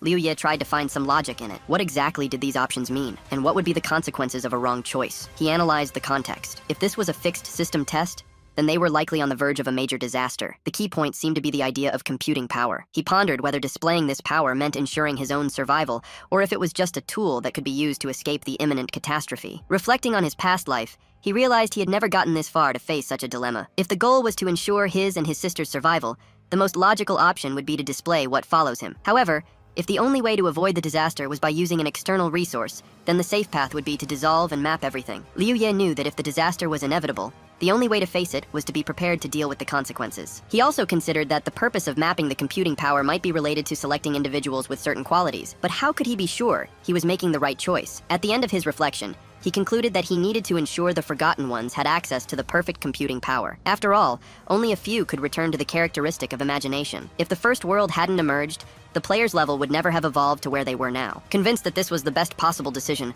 Liu Ye chose to dissolve and map everything. At the moment he confirmed his choice, sparks appeared before his eyes. He held his breath, waiting for the result. However, as soon as the light faded, he realized he was in the exact same place. His body remained motionless for a few seconds, until he finally frowned and looked around. Nothing had changed. The conclusion was inevitable. He had chosen the wrong option. Liu Ye sat down and crossed his arms, wondering if the right answer was to focus on revealing who was following him. He still had 350 cognition points left. Because it was a parasite in his body, the puppet kept him in a constant state of battle, making his cognition recovery incredibly slow. Even so, with the 5 hours remaining, he could gather 1,000 points and get the chance to take the test twice. That would be enough. All he had to do was wait. He closed his eyes and prepared to wait. After an hour and a half, the system notified him that he had accumulated 700 cognition points. He snapped his eyes open, sped up his recovery, and spent 1,000 points to open the membrane. Once again, he was presented with the same two options: focus on displaying who is following him, or dissolve and map everything. Liu Ye was about to click the first option, but he hesitated at the last moment. If the test was just about choosing between these options, then why couldn't he just enter the research institute by making the right choice? If the door blocked the puppet's path, then it would never be able to enter the institute it considered home. Something was wrong. But what was it? Was it a matter of knowledge power? Or maybe it was related to a specific trait? The available information indicated that the puppet had left the institute out of stubbornness and now wanted to return, but the door was stopping it. Maybe it wasn't about the right choice, but the right attitude. Liu Ye frowned, considering this possibility. After thinking it over, he decided to trust his judgment and chose the second option again. Once again, he returned to the platform. Nothing had changed. He only had one more try left.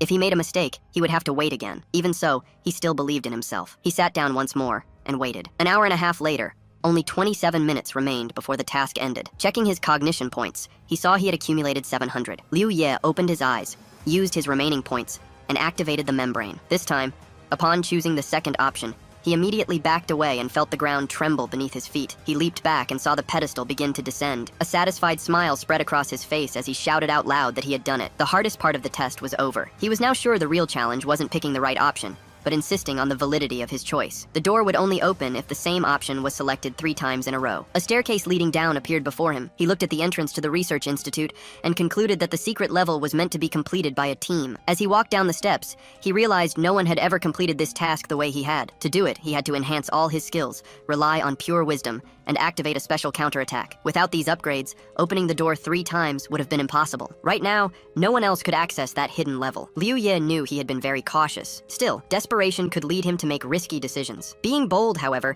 didn't mean being reckless. If he had known before entering that his team was so unstable, he wouldn't have made the mistakes that led to so many deaths. He walked down a long, empty, and well-lit hallway. At the end of the path, he found a door. In front of it lay a bloody corpse. As he got closer, he saw it was a woman. Suddenly, a bright sphere appeared before him. Liu Ye looked down at his own chest, surprised, and saw the sphere detach from him. It floated over to the corpse and merged with the body. Right after, the system announced that the evil doll had been purified. As a reward, Liu Ye received 1% of the membrane's computing power. He sighed in relief. The system then announced that the Desperate Situation achievement had been unlocked, triggering a series of rewards. The system configuration began to adjust. Overcome with emotion, Liu Ye felt his legs go weak and leaned against the wall. He stored his weapon in his inventory. His legs were shaking. A smile crossed his face as he realized he was truly afraid of death. He covered his face with his hand, feeling ashamed of his reaction. The system reported that the configuration was complete. He received 22,464 experience and 400 coins. His level rose to 44. His HP bar increased to 3,720 and his knowledge power to 846. His combat power was now 898. 2 new skills were unlocked. Status lock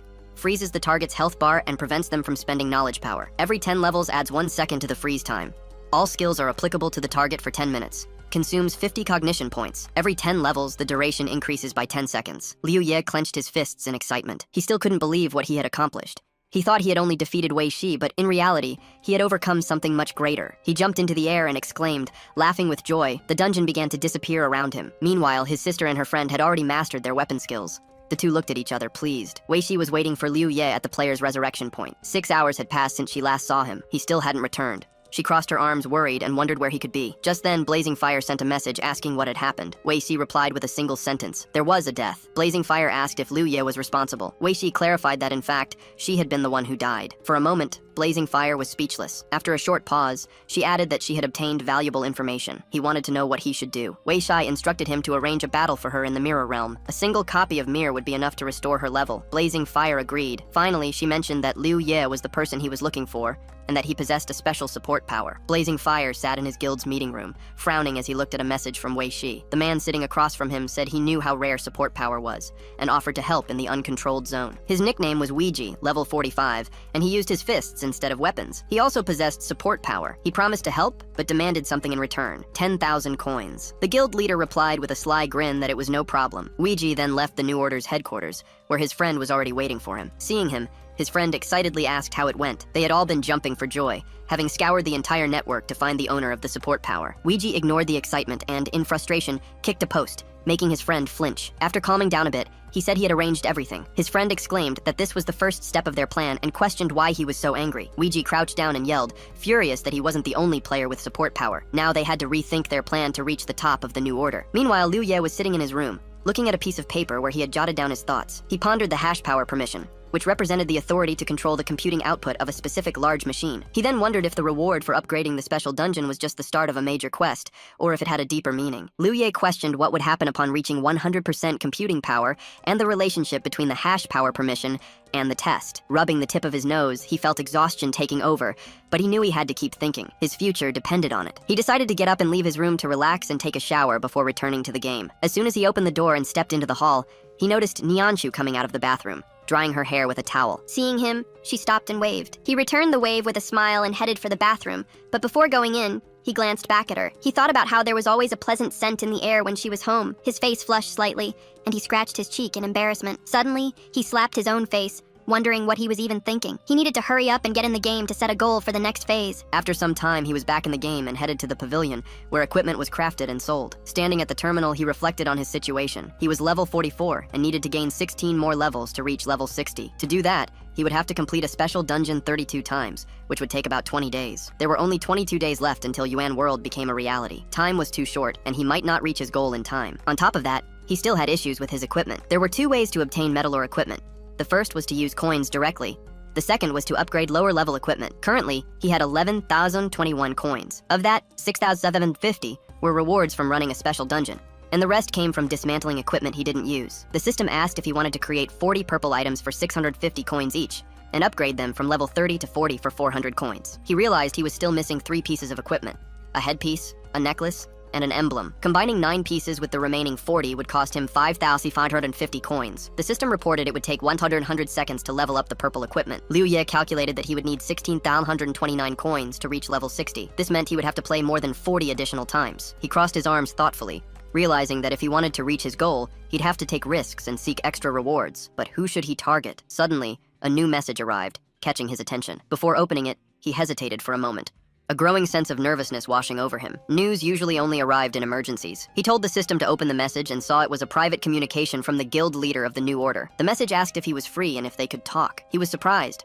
remembering how in his previous life, Other players had kicked him out, saying that trash like him had no place in the New Order. After the New Order established itself in the Middle World, they occupied the entire southern region of China and became the strongest guild in the world. They aim to manage the elite, and as long as someone is an elite or has special talents, their life depends directly on the New Order. They treat low-level players without special talents like trash, oppressing them in every possible way. As someone who died in a previous life, he could say it was impossible not to hate the New Order. He frowned and looked at the message, thinking he was extremely weak back then. He wondered what was wrong. Blazing Fire wrote that he wants to form a team specializing in the uncontrolled zone, but so far they don't have enough people. He heard that Liu Ye has support powers, so he's inviting him to join the team. If he has any conditions, he can state them, and they can try to reach an agreement. Liu Ye asked if they were only missing a player with support powers. Blazing Fire confirmed his words, and Liu Ye became nervous. Then Blazing Fire wrote that, in other words, this is the strongest team in that world. He asked why they would go to an uncontrolled area. Blazing Fire said he had his reasons. Liu Ye replied that he would think about it and write to him later. After that, he wondered if he should agree. Although this team almost stopped him from earning rewards for madness,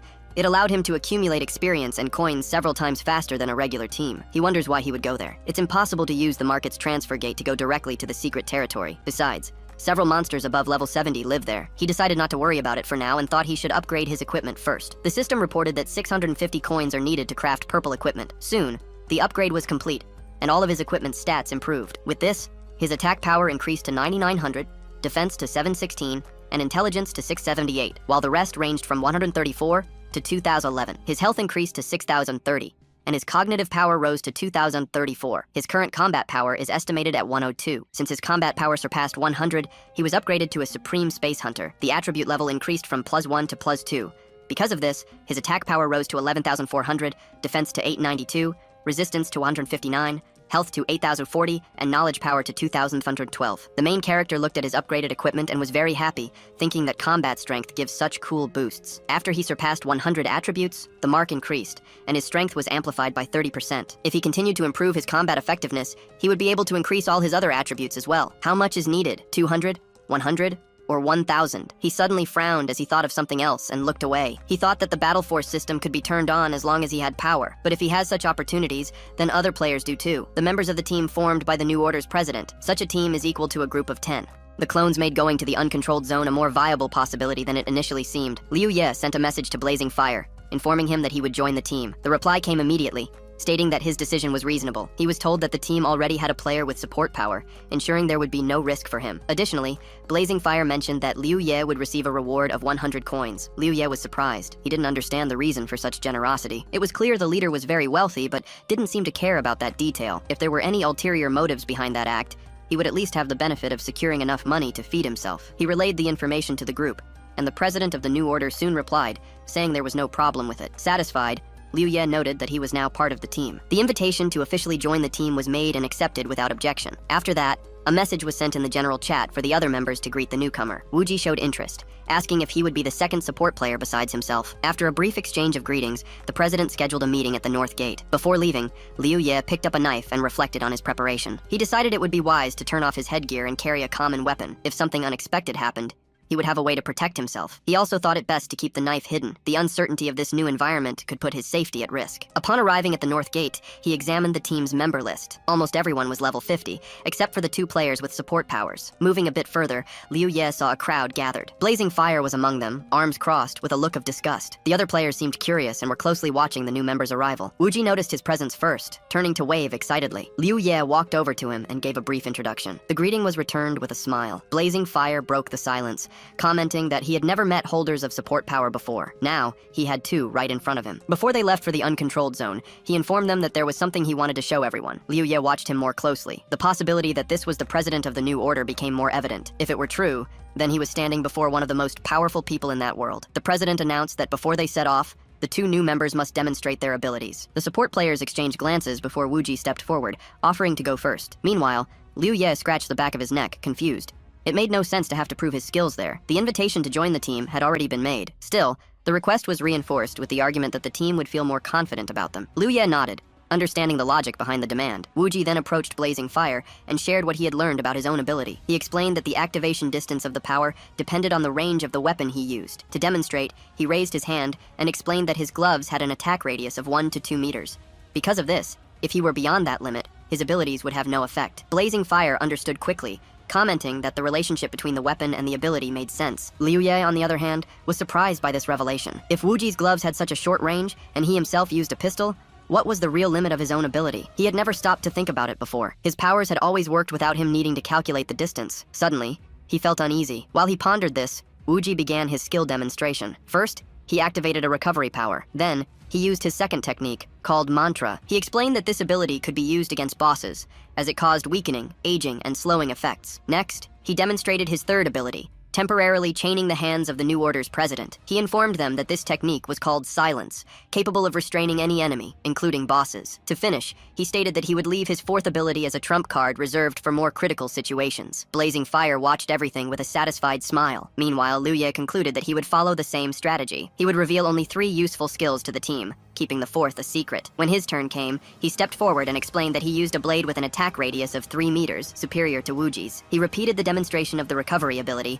followed by the second technique, called Blessing. The third ability was Prison. To illustrate, he used the technique on the president, who was completely immobilized. The ability was quickly deactivated, and Liu Ye explained that the effect lasted about 10 seconds, though he couldn't guarantee it would work on bosses. He also mentioned that Blessing could remove any negative condition, including his own prison. Just like Wuji, he kept his fourth ability a secret. At the end of the demonstration, he exchanged a look with Wuji, noticing the confidence reflected in the other player's eyes. Blazing Fire absorbed all the information before declaring that he understood both of their capabilities. With that cleared up, he announced they could finally leave. Turning to the other members, he made a statement. Due to the lack of support players, the group had always been limited to the peripheral areas of the uncontrolled zone. However, now that they had 2 holders of this power, they could delve deeper into the region and explore its secrets. The players received his words with enthusiasm, raising their fists in a gesture of determination before setting off. Liu Ye watched the scene and began to reflect. The rewards from exploring the Chaos Zone and the uncontrolled zone were practically the same. However, the level of danger was different. He questioned what made the uncontrolled zone special,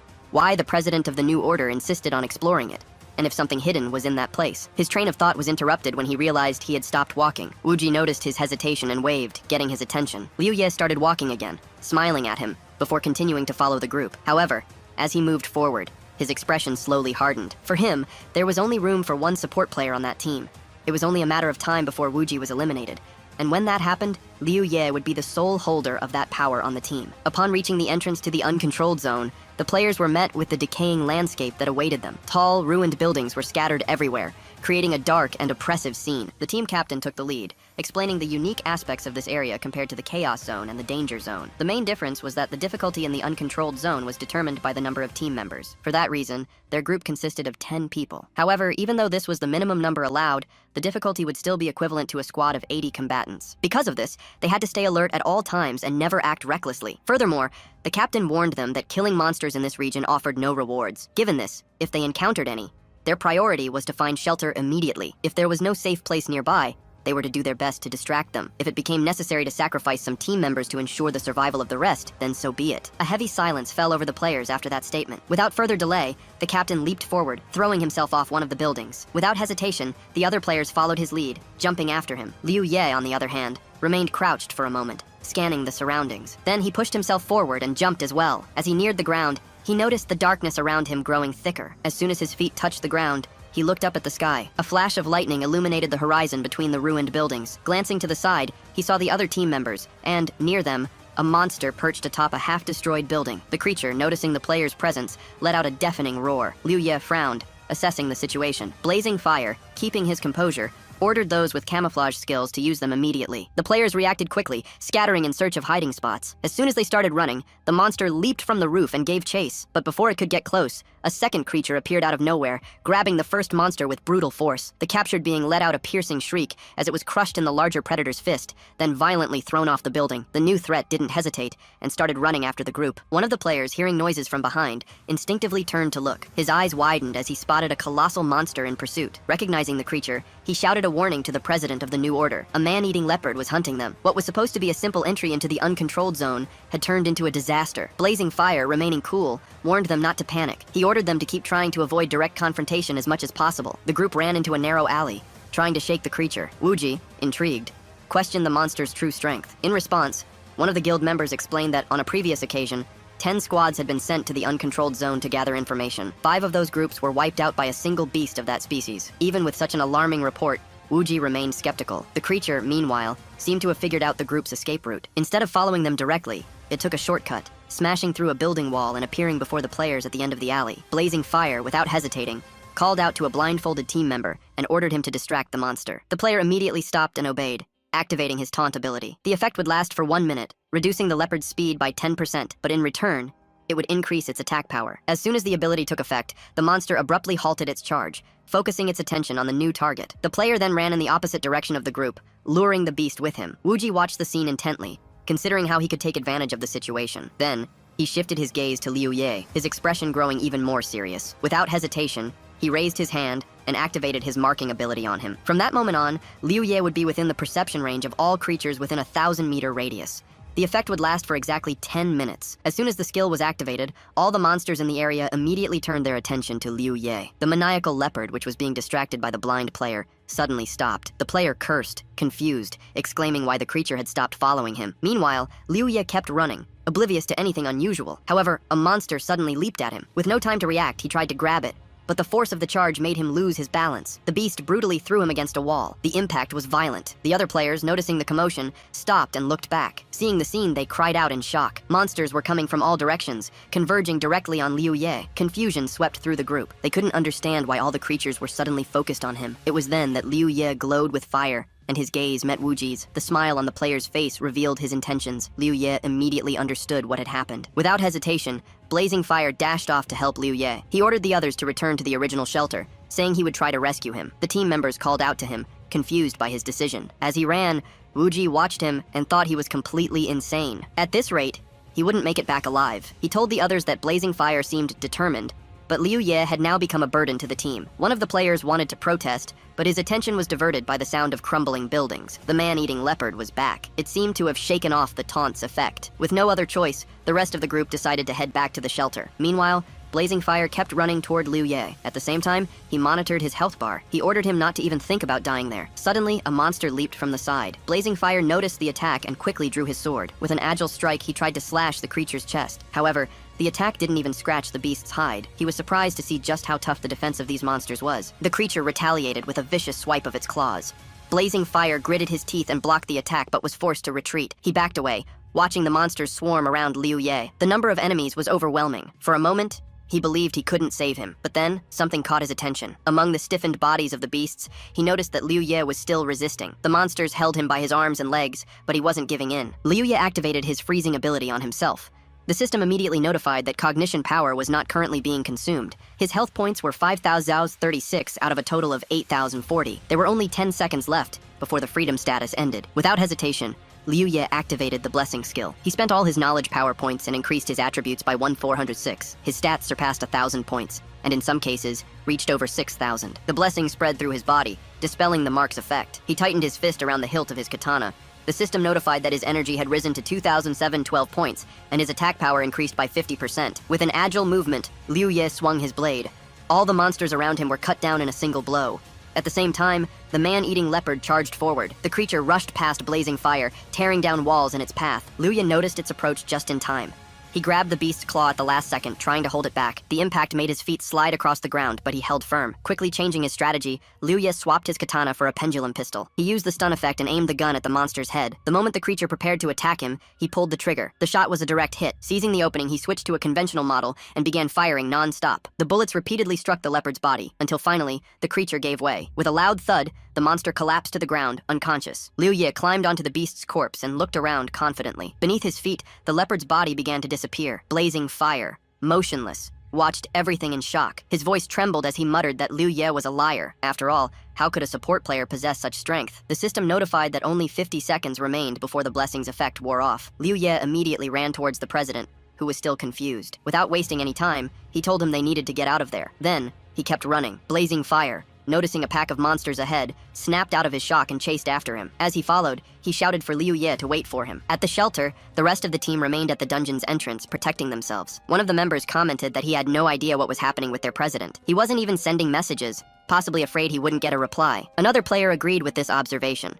Wuji, puzzled, asked why they didn't just go back. After all, What player could survive under these conditions? One of the men replied that the president and Liu Ye were still alive. If their health bars hadn't dropped, it was because they were using skills that temporarily block damage. However, Liu Ye seemed particularly unlucky. No one knew exactly what happened, but for some reason, he attracted a huge number of monsters from which it was impossible to escape. This was a real problem. After saying this, the man crossed his arms and gritted his teeth in frustration. Suddenly, one of their comrades exclaimed. They had appeared on the map, not far from the shelter. Wuji was surprised by the news. The others, however, were euphoric. Excited, one of them warned the group that the two might bring monsters with them. He ordered everyone to prepare to defend the shelter. The team members positioned themselves at the entrance, weapons ready. One of them commented that he didn't hear any loud noises approaching. A short time later, the guild president entered the shelter alongside Liu Ye. The group, relieved, celebrated their return. The only exception was Wu Ji. He watched them with a serious expression. In his mind, that president was a big problem. Meanwhile, the players began to praise Blazing Fire. They said he was incredible, that he managed to handle an extremely difficult situation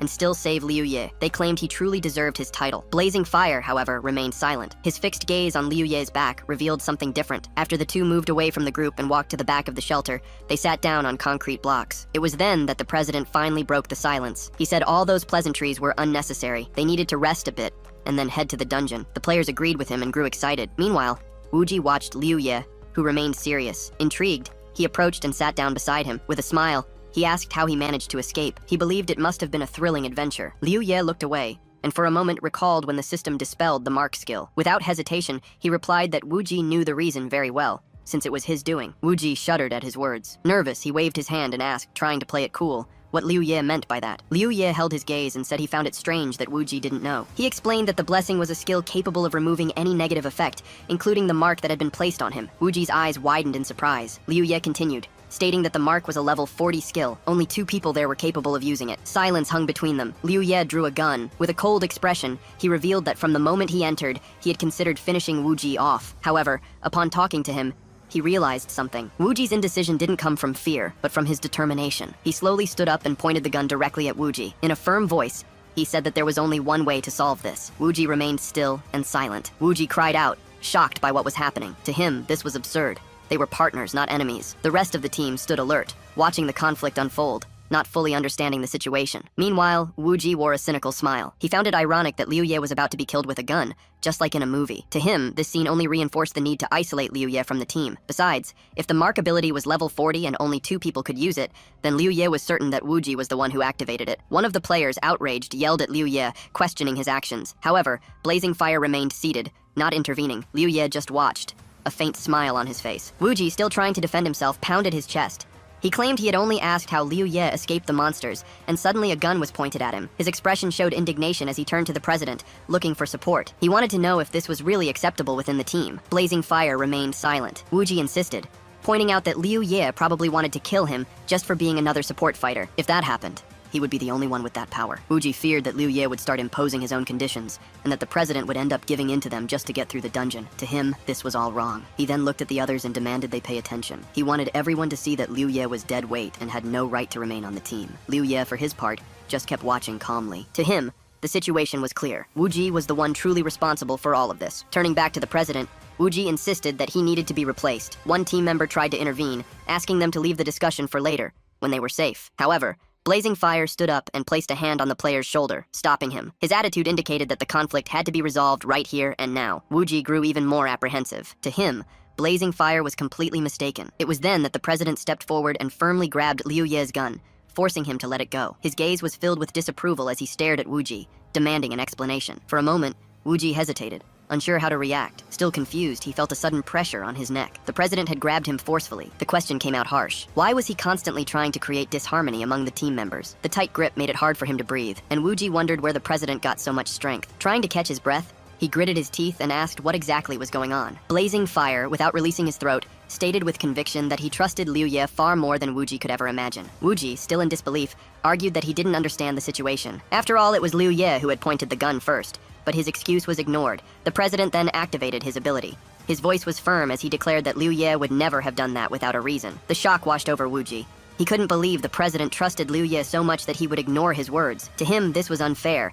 He hadn't done anything wrong, but before he could say anything else, the Shadow Blood Shell ability was activated. A viscous red liquid completely enveloped him, trapping him inside the bloody shell. His body was sealed, and his health began to gradually decrease. He tried to activate a recovery skill, but realized in despair that he was completely blocked. As his health drained away, Wuji started to panic. Staggering, he tried to approach Liu Ye and, in a final act of desperation, grabbed his throat. His eyes were filled with terror, his breathing erratic. Then suddenly, his body went still. The last bit of air escaped his lungs. Powerless, he fell to his knees. His health hit 0.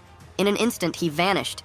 The bloody shell dissipated, splashing onto the ground before returning to blazing fire. Liu Ye, who had watched everything, finally broke the silence, calling out to his comrade. Then he sat down and murmured a thank you, smiling faintly. His mind replayed the moments when he faced all those monsters alone. A disturbing thought occurred to him. If he hadn't done that, he might have been forced to kill all his teammates. After a few moments of silence, blazing fire turned to Liu Ye. With a serious look, he made an unexpected proposal. He wanted Liu Ye to join the new order. Then he added a promise. Within the guild, he would have the highest position. Blazing Fire apologized for killing Wuji earlier. He knew there was bad blood with the New Order members, but he believed recruiting a strong player like Liu Ye was worth overlooking past conflicts. The guild members were surprised by their president's request. Never before had he shown so much hesitation when inviting someone to the New Order. Plus, he was offering exceptional conditions, something unheard of. One of the players pointed out that everyone else in the guild had to pass multiple selection stages. He didn't understand what made Liu Ye so special to get a direct invitation. Liu Ye, in turn, asked an unexpected question. What was the price? Blazing Fire was surprised by the question. Before he could answer,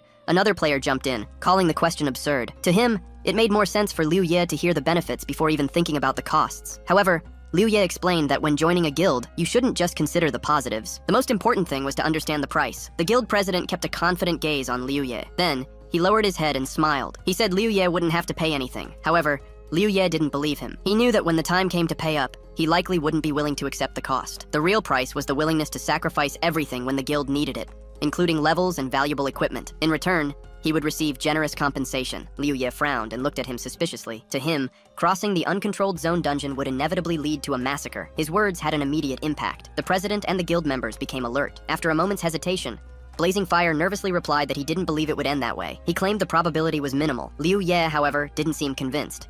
He said that many promises had been made without any guarantee they'd be kept. Blazing Fire remained silent, watching him closely. Liu Ye continued, stating he was willing to form an alliance, but he would never give up his equipment or his level. Furthermore, he wouldn't play with anyone else after this dungeon. The players considered his words an insult. To them, Liu Ye had no idea how great this offer was. The annual salary for guild members was over 2 million. The only price was giving up your own equipment during the game. In their view, Liu Ye had to be either a fool or a lunatic. Blazing Fire, however, just sat on a concrete block and sighed. He admitted it was a shame to lose such a promising player, but he also understood that not everything revolved around the new order. The Union was still a viable option. Liu Ye smiled and thanked him for understanding. As he watched Blazing Fire's calm expression, his thoughts drifted to the past. If he hadn't been through so much stress and known the real importance of gear and levels for survival, his decision might have been different. With his current strength, even the president of the new order was personally inviting him to the guild. For many, this would be a huge opportunity. Looking down, Liu Ye mulled over the possibility. For a moment, he felt a slight pang of regret for rejecting the offer. However, he quickly pushed those thoughts aside. With a faint smile,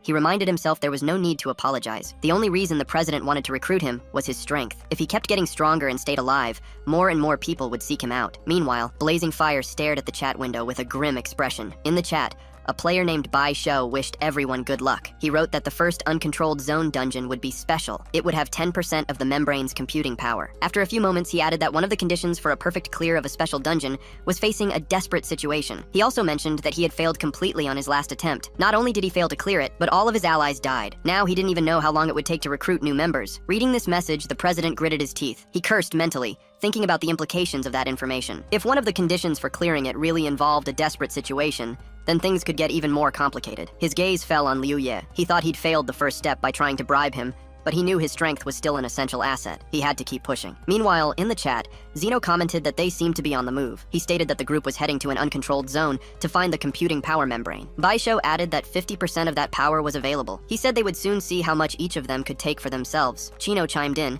mentioning that both the Chaos Zone and the Danger Zone also had 10% of this power. However, he didn't think it was worth investing in them. Another player backed this up, explaining that the cost-benefit ratio was better in the uncontrolled zone. There, it was possible to get 10% of the computing power all at once. In the Danger Zone and Chaos Zone, however, you could only get 1% per attempt, even though the difficulty level was the same. Xuanshou suggested they send players who could handle the situation as best as possible. This information made the president think, maybe it was better to recruit a player who was a good team player. like strikes. If a massacre really happened and Liu Ye refused to cooperate, he would have to use strikes to eliminate him. Deep down, he hoped it wouldn't come to that. After that, they continued their journey.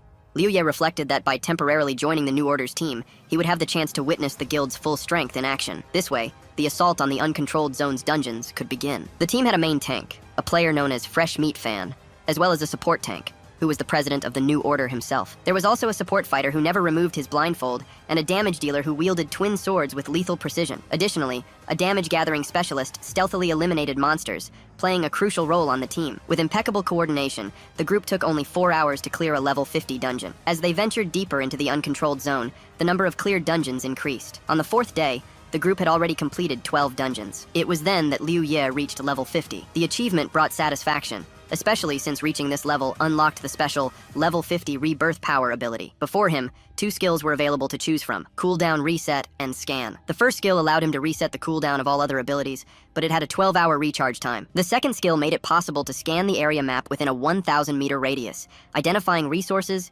living creatures, and nearby players. However, every hour, it consumed 100 cognition points at a rate of 10 points per second. This ability had no cooldown, and for every 10 levels, the scan radius increased by 100 meters. On the 3rd day in the uncontrolled zone, Liu Ye had reached level 50. On the 6th day, the team finally found what the guild president had been looking for. Upon spotting the portal to the special dungeon in the uncontrolled zone, Blazing Fire couldn't contain his happiness. Shortly after, a new player appeared to replace Wu Ji, who had died earlier. Before that, the guild president had to temporarily invite a second-tier member to fill the spot. Meanwhile, Strikes was running through the narrow streets between ruined buildings. With a precise leap, he launched himself from the ground and landed atop a building, where a team awaited him at the dungeon entrance. He paused for a moment and looked around. Currently at level 56, it was clear his presence energized the team members. As soon as he arrived, everyone showed their relief. Strike smiled and gave a thumbs up before taunting them. He said he had already warned those brainless chickens not to advance without him. The players' smiles vanished instantly. For a few seconds, no one said anything, until one of them retorted, reminding him that the same rule applied to him. Strikes just laughed, then waved to the guild president and cleared his throat, trying to hide his embarrassment. He said that no one had informed him of the situation. Blazing Fire remained silent, giving him a weary look. Liu Ye, who was watching the scene intently, analyzed the newcomer. He recognized him as Strikes, one of the top 5 players in Metworld before his reincarnation. Besides, he had already defeated a copy of Strikes in the Mirror Realm. However, he wasn't sure how strong he was compared to his real version. As Liu Ye pondered, Strikes finally turned his attention to one of the team members. He approached the support player and stopped beside him. Strikes then asked if he was the so-called Liu Ye. The player looked at him and smiled. He said the guild president mentioned that Shine was strong enough to be compared to Strikes' little toe. Hearing this, Blazing Fire and the other team members grew visibly tense. Liu Ye frowned. If Strikes was comparing him to a toe, then maybe it needed to be ripped off. He should just pray he wouldn't have to pay with his own life. Blazing Fire interrupted the conversation, scolding Strikes. He told him to stop talking nonsense. Strikes, in turn, apologized to Liu Ye, explaining that he had a habit of saying impulsive things, but that he didn't have a bad temper. Then, he looked at the guild president and added that if Liu Ye was really as strong as his toe, then that was a good thing. Before he could say anything else, Blazing Fire raised a finger and ordered the others to take him into the dungeon. The players grabbed Strikes and dragged him toward the portal. They said that since he was so powerful, he should go first and prove his words with action. Strikes protested, claiming he wasn't like them and didn't need to be pushed. Blazing Fire watched the team depart and sighed. He wondered how he had managed to get that man into the guild. Now, alone with Liu Ye, he turned his attention back to the dungeon entrance. Before them was the portal to the long-awaited special dungeon of the uncontrolled zone. To calm his excitement, he took a deep breath before turning to Liu Ye. He told him that the New Order's true objective in this area was that dungeon. Regardless of what happened during the raid, the guild would be in Liu Ye's debt. Liu Ye was surprised by the statement. This only heightened his curiosity. What exactly was the guild president seeking inside that special dungeon? Blazing Fire, without taking his eyes off the portal, exuded confidence. After a moment, he took a few steps forward and ordered Liu Ye to follow him. Before entering the dungeon, Liu Ye reflected on his situation. In his past life, he never had the chance to speak directly with the president of the New Order. As a low-level player at the time, all he knew were rumors. Stories that described the guild leader as a ruthless man, indifferent to the lives of others. However, after spending a few days under his leadership, Liu Ye began to realize the reality was more complex than he had imagined. For a brief moment, he considered the possibility that they could become friends, but he quickly dismissed the thought. True friendships only formed between those with similar interests, and what he felt now was just a reflection of the temporary pleasure of teamwork. Deep down, he knew that if a conflict arose between him and the New Order, there would be no room for companionship. The only person he could trust was his sister. If circumstances placed them on opposite sides, he would have to accept the guild as an enemy and fight with everything he had to survive. With this resolution in mind, he stepped through the portal. The moment he did, the environment around him changed abruptly. The scene unfolding before him wasn't real.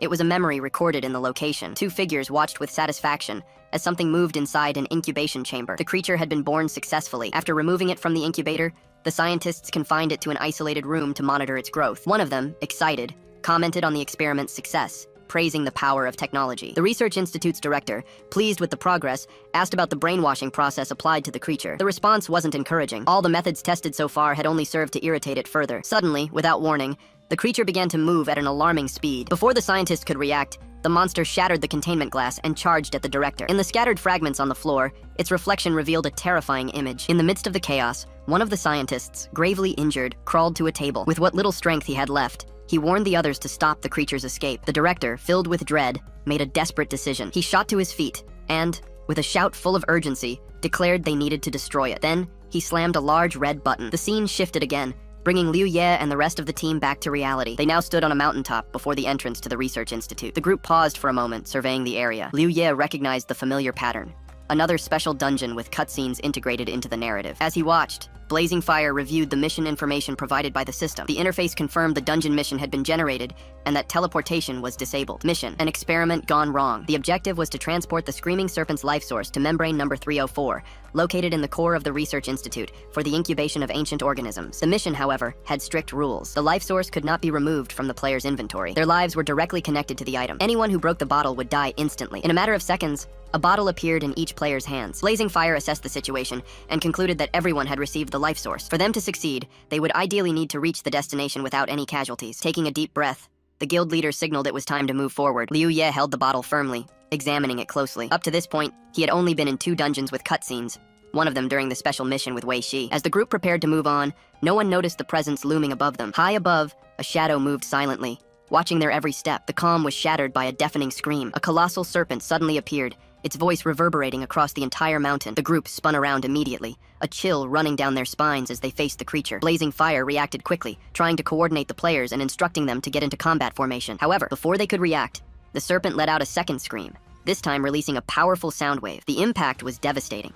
Several players dropped to their knees, letting go of their bottles as they clutched their ears in agony. The moment the glass bottles shattered against the ground, their holders' bodies began to dissolve rapidly. The system soon announced the tragic result. 3 team members have died. Observing the scattered fragments on the ground, his gaze hardened. He realized he had just lost 3 bottles. The system notified Liu Ye of the condition that had been imposed on him. Watching the creature closely, he noticed Strikes was already charging towards it. The warrior seemed determined to face the serpent on his own. He ignored all caution. The team, noticing his impulsive move, reacted with concern. After losing 3 members, no one wanted to witness another death. Strikes showed no hesitation and launched himself at the monster with impressive speed. His intention was clear. He wanted to avenge the comrades who had perished. The impact of his strike was powerful. To his surprise, the blade caused no apparent damage to the serpent. Before he could react, the creature opened its massive mouth. In one swift, precise motion, it swallowed him whole. The rest of the team watched the scene in shock. Some had already expected a similar outcome. Others were speechless at how quickly they had lost another member. Showing no further interest in the remaining players, the serpent moved away. It disappeared into the forest. It was then that a detail caught the guild president's attention. The liquid from the deceased players' bottles began to distribute itself among the remaining ones. He quickly understood what this meant. To complete the mission perfectly,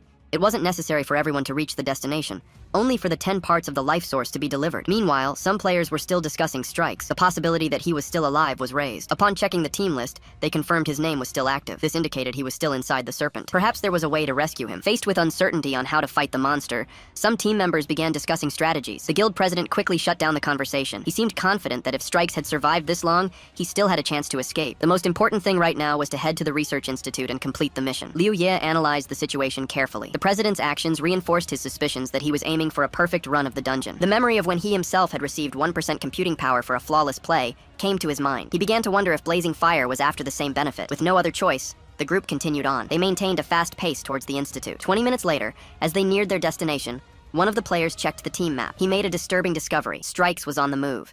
He was moving at an abnormal speed. At first, they thought he might be running to catch up with them. They soon realized something was wrong. The conclusion came almost immediately. It wasn't Strikes who was moving, but the creature that had swallowed him. The warning came too late. Suddenly, one of the players noticed movement in the nearby bushes. He alerted the president. Blazing Fire stopped in his tracks. He turned just in time to see a screaming serpent emerging from the vegetation. Its mouth was wide open, ready to attack him. Reacting with speed, he activated the Blood Shadow skill. He dodged the attack at the last second. As soon as he repositioned himself, he quickly assessed the situation. He ordered the players to get into their combat stances. At the same time, he instructed Strikes to attack the creature from the inside, if he was still alive. The serpent, noticing the movement around it, redirected its attention to the players. The players decided to attack the serpent together. As they advanced, they landed blows on the monster, but their attacks seemed to have no effect. The creature, seemingly impenetrable, remained unharmed. Suddenly, the snake swung its tail violently. Several players were thrown aside, hitting the ground hard. They quickly recovered, restoring their health. Meanwhile, one of the fighters used a whip to strike the creature's face. He tried to distract it using a taunt skill, moving from side to side. Without hesitation, he ran in the opposite direction of the others, speeding past the guild president, who was waiting for a chance to face the monster. The serpent then let out a deafening roar. Sound waves spread across the battlefield. One of the players had no time to react. His bottle shattered instantly.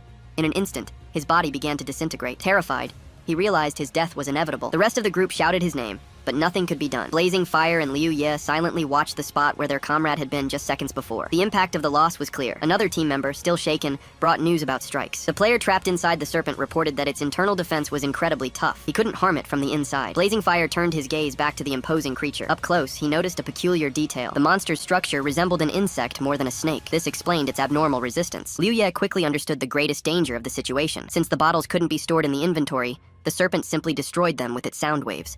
Every blow was a direct threat to everyone's life. The tension mounted. The possibility that nearly the entire team would perish right at the start of the dungeon seemed real. Silence fell for a moment. Without warning, the screaming serpent began to move again. To everyone's surprise, it turned and disappeared into the forest. The players were confused. Why would the creature leave them alive after eliminating 2 of them? As they tried to find an explanation, they noticed that the liquid from the broken bottle had been redistributed among the remaining flasks. The fluid's hue became brighter. Blazing Fire analyzed the situation and began to form a hypothesis. The monster wasn't just attacking randomly, it was, in a way, testing them. If a perfect clear was really the president's goal, Liu Ye pondered what it would take to achieve it. Killing the serpent might not be the way. The real objective could be to connect all the remaining life sources. Blazing Fire ordered everyone to stay alert. Now that the monster had moved away, they had a chance to reach the research institute. Without wasting time, they set off. 20 minutes later, they arrived at a huge building. There was a massive hole in the wall, indicating something had escaped. One of the players checked the map and alerted the president. The serpent was still nearby. Blazing Fire quickly assessed the situation.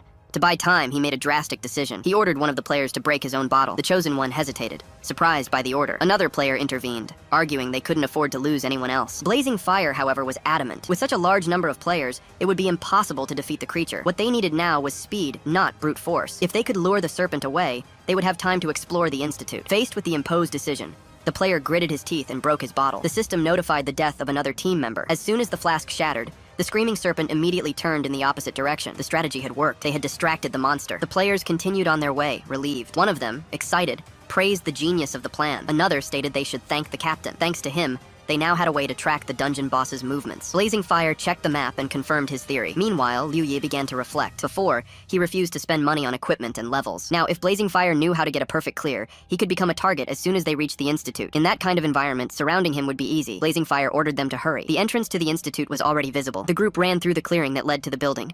Reaching the stairs, they moved quickly towards the entrance. Liu Ye, however, suddenly stopped. A thought crossed his mind. He couldn't let them surround him in there. The other players noticed his hesitation. They stopped at the top of the stairs and asked what was wrong. Without looking away, Liu Ye turned to Blazing Fire. He asked a single question. What was the easiest way to finish this mission? Everyone listened, but said nothing, figuring he should prepare for a battle against them. The president frowned and walked to the edge of the stairs. In a serious tone, he stated that Liu Ye was mistaken. The level of this dungeon was extremely high, and he had no intention of harming him. His only goal was to complete the mission. If Liu Ye didn't trust him, he could wait outside while the 3 of them finished the task. Despite the unknown dangers inside the institute, the threat of the serpent outside was much greater. Liu Ye remained silent, assessing the situation. One of the players called out to him, questioning his hesitation. He wanted to know why Liu Ye distrusted the president. He thought it was an absurd joke. Another player agreed, pointing out they had cooperated for a long time. There was no reason to doubt him now. Did Liu Ye really expect the president to treat him like a brother? Liu Ye frowned, weighing his options. He discreetly glanced at the map. By his calculations, strikes would arrive in about 10 minutes. The serpent attacked every 20 minutes, which meant the next attack would be in 13 minutes. If he was going to act, it had to be before the president met up with strikes. Blazing Fire turned to the entrance and, with a calm smile, stated that no one would be forced into anything. They just needed to complete the mission. With that, he entered the institute. The other players, annoyed, insulted Liu Ye. They called him a traitor, saying they couldn't trust him at a crucial moment. They would go on without him. Liu Ye gripped his katana and assessed his chances. The freeze status lasted for 10 seconds. The blessing remained active for 60. Counting strikes, he faced 4 opponents with high combat power. If he used the freeze in conjunction with the blessing, he might have a chance to defeat them. If he made a mistake, he would lose his alliance with the New Order Guild.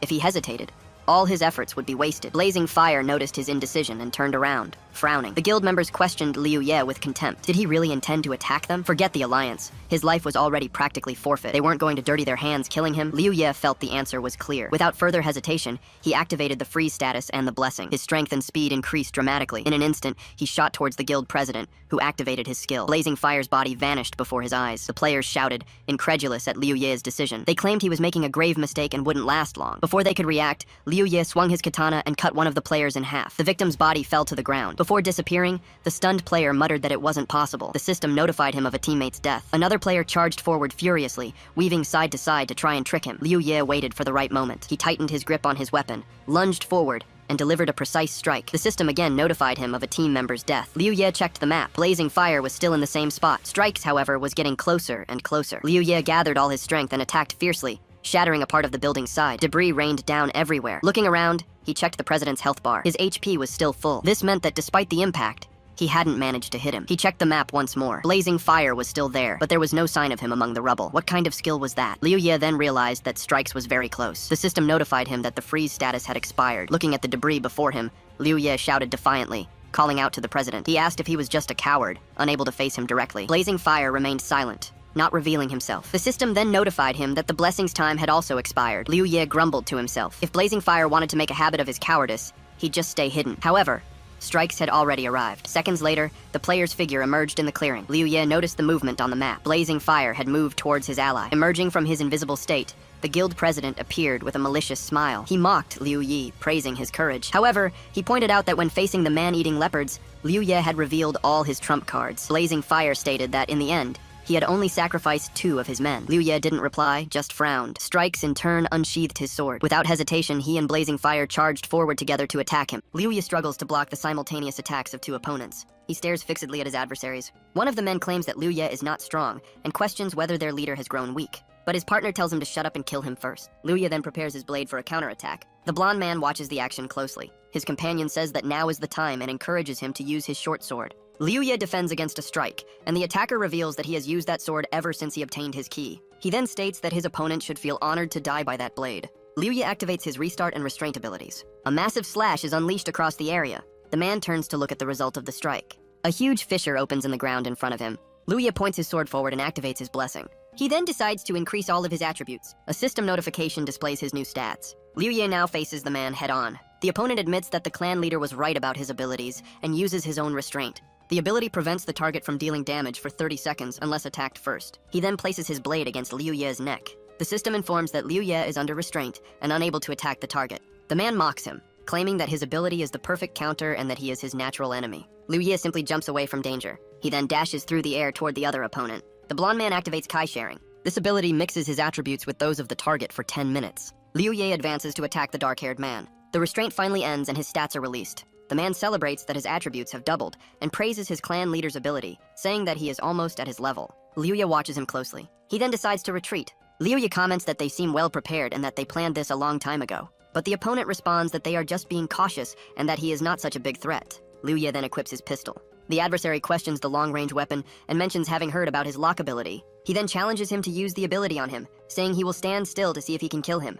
A system notification informs that the restraint and one of the blessings have ended. The man provokes him to attack, while his partner warns him not to be arrogant, as the restraint has ended. Liu Ye points the weapon and says, "As you wish," and the partner warns about the power of that weapon. But the opponent says not to worry, as it is a normal weapon and he can easily dodge it. Liu Ye activates his freezing lock, immobilizing the adversary. The man wonders how that is possible. He questions whether the weapon could be his Kai weapon, but his partner thinks it is impossible, since he also uses a katana. Liu Ye simply bids farewell to his opponent. A system notification shows that his next attack will deal triple damage. The leader asks if he can escape the lock, but the man says no, though he has an immunity ability for 10 seconds. His partner scolds him, saying that now Liu Ye only needs to destroy their bottles. The man turns around with a different expression on his face. He explains that he placed the bottles on his back and suggests that the leader use his shadow dive as a precaution. But the leader reveals that he has already used that ability to escape the previous attack. A shot pierces through the immobilized man. The system informs that his teammate has died, and he realizes that the shot pierced through his immunity and destroyed the bottles. The man screams that it can't be.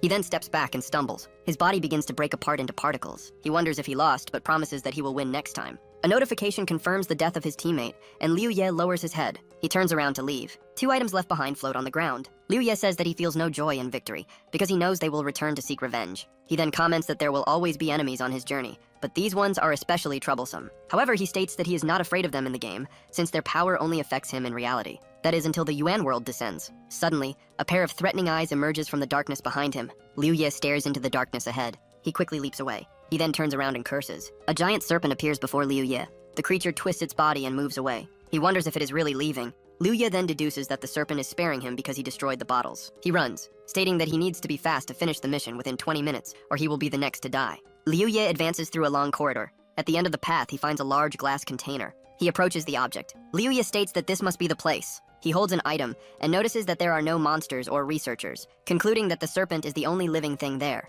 He then questions the idea of being the only living thing. Liu Ye remembers the puppet's secret dungeon, which also had only one living being that gave the mission to deceive the players. He then speculates whether the current mission was given by the serpent. Recalling the previous mission, he understands that the way to complete it perfectly was to fulfill the puppet's wish. Liu Ye wonders if fulfilling the creature's wish is the key to perfectly completing secret dungeons. Liu Ye understands that the monster outside could have killed everyone, but left after a few deaths, which can only be its trick. And to complete the dungeon perfectly, he needs to fulfill the creature's wish. He then wonders what that wish might be. If the serpent gave the mission, the objective of creating another would not be to kill it, but rather to give it a companion, perhaps because it feels lonely or because there is no other way. Liu Ye wonders why he had such a thought. He considers it a real possibility, but first he needs to test whether the serpent can enter the laboratory. He then turns around and ponders what he will do if it cannot enter. Liu Ye decides to wait 20 minutes, and if the serpent does not attack, he will try to persuade it to leave with him. He remembers that the Imperial Soul engraving allows a monster to possess its master's weapon. A memory takes him back to the equipment shop, where he discovered that the members of the New Order were already at level 50.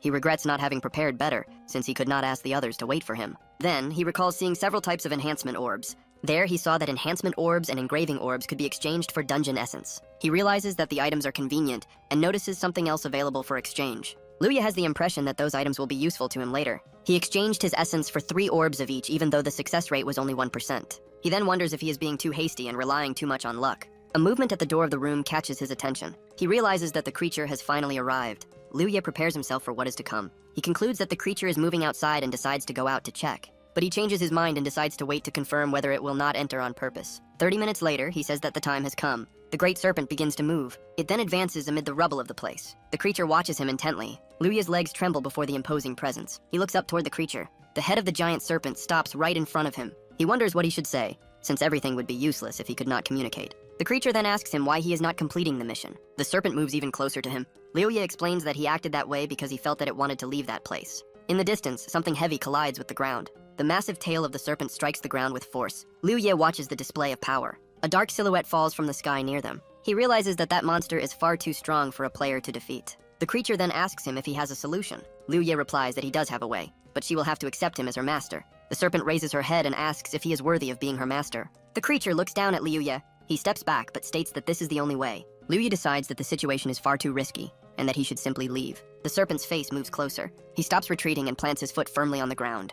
A system notification asks whether he accepts becoming the serpent's master. A system notification asks whether he wishes to accept the serpent's proposal. Liu Ye stares at the colossal creature before him. He then confirms that he was right and accepts the offer. The system informs him that he is the serpent's master, but that he must obtain the Imperial Soul to take her out of the dungeon. A status screen displays the creature's details and abilities. The serpent then demands that he take her out of that place. Liu Ye simply agrees to the request. He holds his weapon and an orb, stating that everything now depends on the engraving. His gaze becomes focused and determined. Liu Ye realizes that the dungeon mission has disappeared, confirming that the serpent was the source and that there is no turning back. He wonders whether this is the result he wanted, as he does not want to use the orb, but also does not want to lose such a powerful monster. He reflects that he has become addicted to risky gambles, but now his chance of success is only 1%. Holding the orb, he laments that the engraving is random, forcing him to gamble everything. A new notification asks whether he wishes to use the membrane authority to alter the rules of the orb. He wonders if that is truly real. Liu Ye confirms his decision to the system. The orb in his hand begins to emit a powerful energy. The great serpent watches the action closely. The item is modified, allowing him to choose any word to engrave on the weapon. He celebrates that the process worked and decides to engrave the Imperial Soul. A system screen displays the new stats of his enhanced pistol. With the weapon in hand, Liu Ye begins to laugh. He then states that this means something important. He concludes that, once again, he has beaten the odds and emerged stronger. With a gesture, he summons the wyvern serpent. He bares his teeth in a grin. A notification congratulates him for perfectly completing the dungeon. The system calculates the rewards and raises his level to 57. A new screen displays his updated attributes and abilities. His weapon can now summon the serpent, and his combat power is recalculated by the system. A system notification informs him that, as his computation power exceeded 5%, he obtained the new ability, Architect. He then finds himself in a wilderness area, amid the ruins of a city. His feet touch the ground. Liu Ye observes the desolate horizon before him. The sun begins to break through the dark clouds. He turns around with a smile on his face. Liu Ye decides that it is time to return to Mushu City. With 17 days remaining until the descent of the Yuan world, the scene shifts to Liu Ye's home in the real world. Sitting in his room, he feels completely exhausted after days of intense training and dungeon exploration. He reflects that it was worth it, as he is now only 3 levels away from 60 and has obtained a powerful monster like the serpent. Then he wonders how Yun is doing and whether she has already obtained her key. He decides that he should go see her, as he has neglected her all this time. He approaches the door, thinking that he should have checked on her from time to time and perhaps taken her to train with him. When he reaches the door, he hears a female voice inside praising the growth of someone called Nian Chu. A young man inside then replies that the same goes for her and asks to check the goods for his brother. Liu Ye hears a female voice asking what they are doing and telling them to stop. He freezes and turns around. He runs away, deciding that it would be better to meet her inside the game. Liu Ye laments not having stayed online the previous night, as now Yun and her friend are offline. He then decides that for now he will upgrade his equipment and then rest for a while. His level is now 57, which allows him to use level 60 equipment. He considers buying what he needs with money, remembering that the New Order clan still has not paid him. A new message arrives from the leader of the New Order with his payment. Liu Ye opens the message and wonders what he wants. He then questions whether the leader wants reconciliation, even knowing that he benefited from the clan's losses. In the message, the man explains that the situation forced him to act that way, and Liu Ye replies that it is fine. He finds the New Order leader's behavior strange, and wonders what he wants to gain from this. Then he decides to ignore him for now to focus on increasing his combat ability before the peak of the Yuan world. Another message arrives and opens automatically. He opens the message, certain that it must be from Yun. Yun's message informs him that she and Nian Chu have already obtained their kiss and are training in the mirrored secret zone. Liu Ye then decides that he will take a look at the mirrored secret zone. He approaches the entrance of the place. A player comments that the New Order has withdrawn from the mirrored secret zone, and that he prefers them over Backyard Garden, which uses real-life information to threaten others. In the distance, a player screams as he is immobilized by 2 other men. A man next to Liu Ye explains that the player offended a member of Backyard Garden and has been trapped there for 5 days. Liu Ye clarifies that even if he logs out, the player will reappear in the same place and remain trapped. A gambler celebrates that the goddesses have won again and continue to bring him money. The crowd praises the 2 sisters for being beautiful and extremely strong, maintaining a winning streak since they arrived. Yun and Nian Chu pose with their weapons. The surrounding players congratulate them, calling them amazing and a rare combination of strength and beauty. Liu Ye finally recognizes them as Yun and Nian Chu. He observes the crowd and wonders what happened to the 2 of them to become so popular. Yun thanks everyone for the compliments, but reminds them to keep their promises and split the money they earned. Near Liu Ye, a man wonders whether their bodies are the same in real life. Another player says that if they are like that in real life, they would be incredible, but he already feels jealous of whoever will marry them someday. A white-haired man approaches Liu Ye and tells him not to feel depressed, as there is no way to have a relationship with them. He then concludes that one can only have a relationship with that kind of beauty in their dreams. Liu Ye comments that that is a bit too much. The white-haired man asks whether he knows them or goes out with them every day. Yun turns in their direction. She then approaches and stares at the men around. The man tells Liu Ye that he understands his feelings, since they are in the same boat. Suddenly Yun appears behind the 2 of them, startling the man. The crowd wonders why she is walking toward Liu Ye and whether they have some kind of relationship. Liu Ye looks at her and she smiles at him. The white-haired man wonders if Liu Ye really knows her. Yun jumps and hugs him, saying that he has been very busy. The crowd threatens to attack him, but someone shouts, "Big brother!" Everyone stops and one of them realizes who he is. The crowd then calls him brother-in-law. Nian Chu receives a new message. She then reads the contents of the message. A figure informs Sister Lee that they were rejected again. She then scratches the wall and questions the audacity of the 2. The woman threatens that they will no longer be able to play and orders her team to capture them. Yun rests on Liu Ye's shoulder, but suddenly opens her eyes. Looking over his shoulder, she states that he is there. Ghostly's messages are a series of threats and insults. Yun suddenly hugs him and then hesitates. She then laments that because she was born so beautiful, even her own brother is enchanted by her. Liu Ye complains that she is too strong and that he is being suffocated by the hug. A group of uniformed people marches in formation through the hall. 3 guild members watch the movement closely. Suddenly, they are startled to see Liu Ye, Nian Chu, and Yun standing on the other side. Ghost Li and her followers approach, leaving others confused about their presence and intentions. Liu Ye remains beside his companions, staring at the approaching group. In moments, they find themselves completely surrounded. The young man looks at Ghost Li and her 2 guards on the other side of the hall.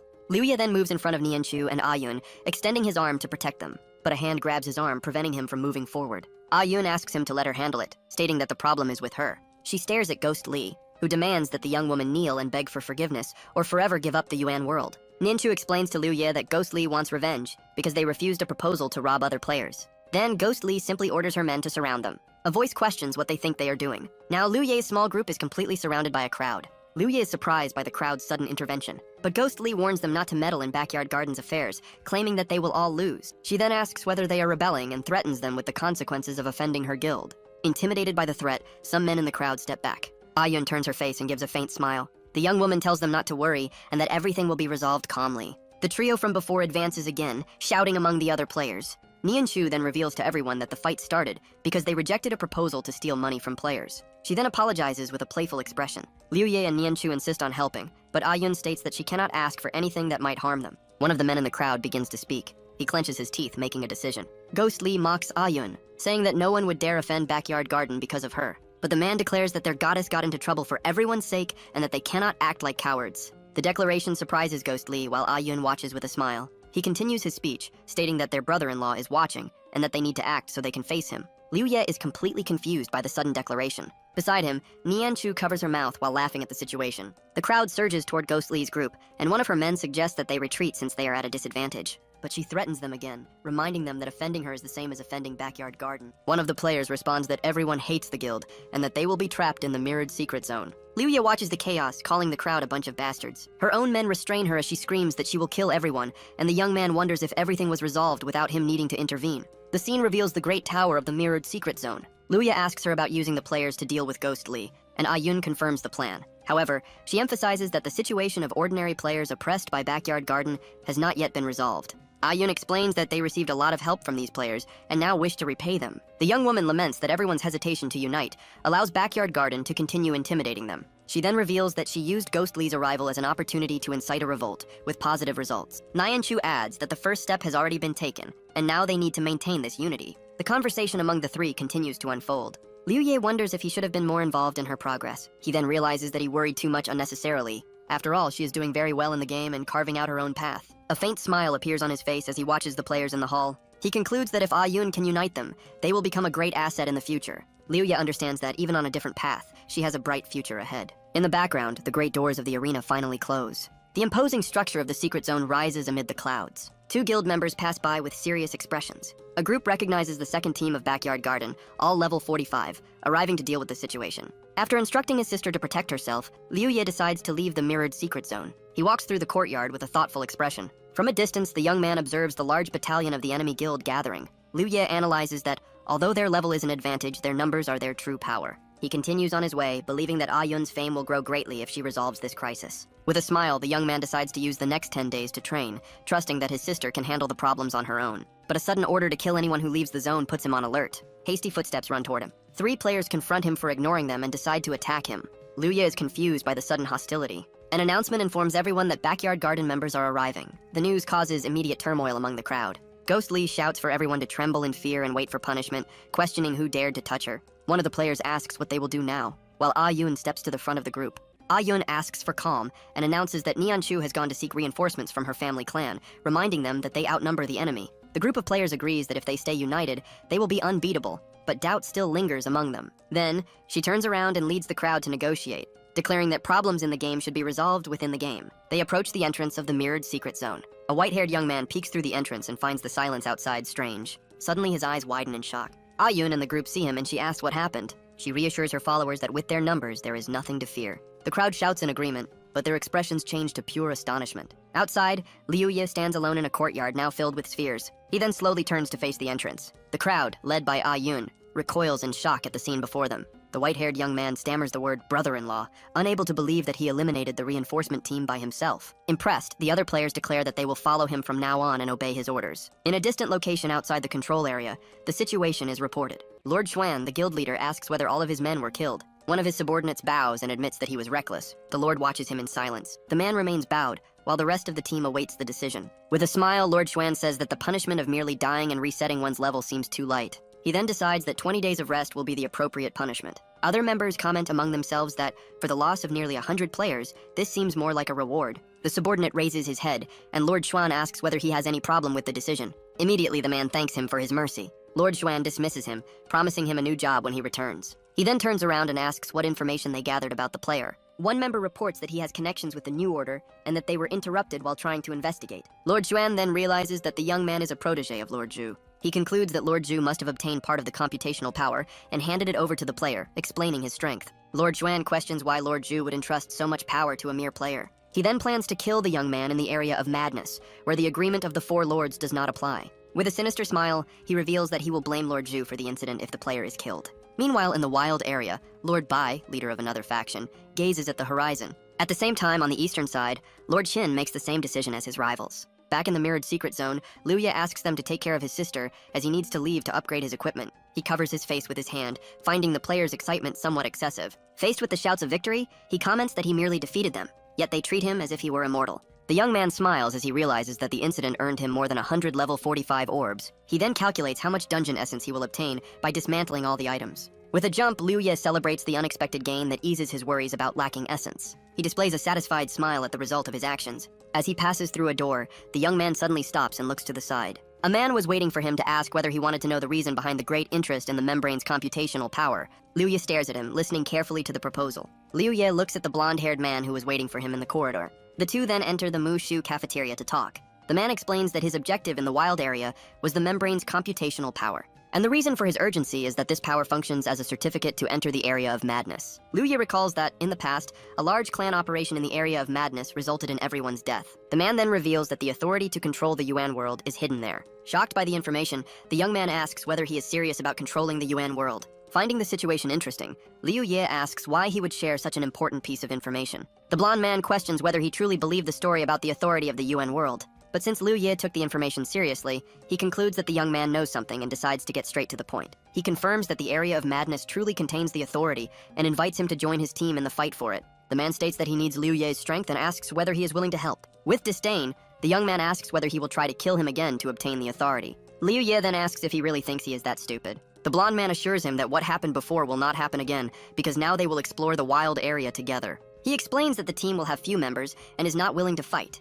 since computational power is required to enter the area. Then he proposes that they share the authority, but emphasizes that the final decision depends on Liu Ye obtaining the power in the wild area. He states that if he wanted to fight, he would have simply tried to invite him to obtain the computational power together. Standing up, the man says that Liu Ye does not need to give an immediate answer and can think it over. He then announces that he will go to the wild area first to obtain the computational power. Liu Ye remains seated, watching him walk away down the corridor. He reflects on the failed expedition of his past life, wondering if someone obtained the authority and made the Yuan world real. The possibility leaves him with a serious expression. The young man decides that his main goal is to preserve his strength and wait for the Yuan world to become reality. He stands up, remembering that in his previous visits he was always interrupted, but this time no one will stop him. Suddenly, a new notification surprises him. He stops in a corridor as more alerts continue to arrive. He relaxes for a moment. Upon entering an equipment room, he realizes that the messages are from other players. The interface displays his dungeon essence and the limitation of engraving only level 50 equipment. He analyzes the system, which informs him about additional engraving slots every 10 levels. The young man then calculates that he needs 6,300 essence to upgrade his 9 pieces of equipment. He does the math and realizes that to engrave all his level 50 equipment, he will need at least 8,000 essence. To upgrade everything to level 60, he calculates that he will need another 26x200 essence. The young man then gives the command to open all the loot orbs he received. The inventory fills with customized equipment that adds only strength, agility, and endurance. He orders all the items to be dismantled, receiving 29,542 dungeon essence in return. Satisfied, he confirms that the amount of essence covers all his upgrade costs. He thanks Backyard Garden for the gifts received. He then decides to upgrade all his equipment to level 60 first. The interface displays the details of his enhanced battle shirt, boots, and gauntlets. His earrings and the Badge of Wisdom also receive new attribute enhancements. Next, the upgrades to his katana and pistol are finalized. His character sheet now shows that his level has risen to 57, and his wisdom has reached 1,600.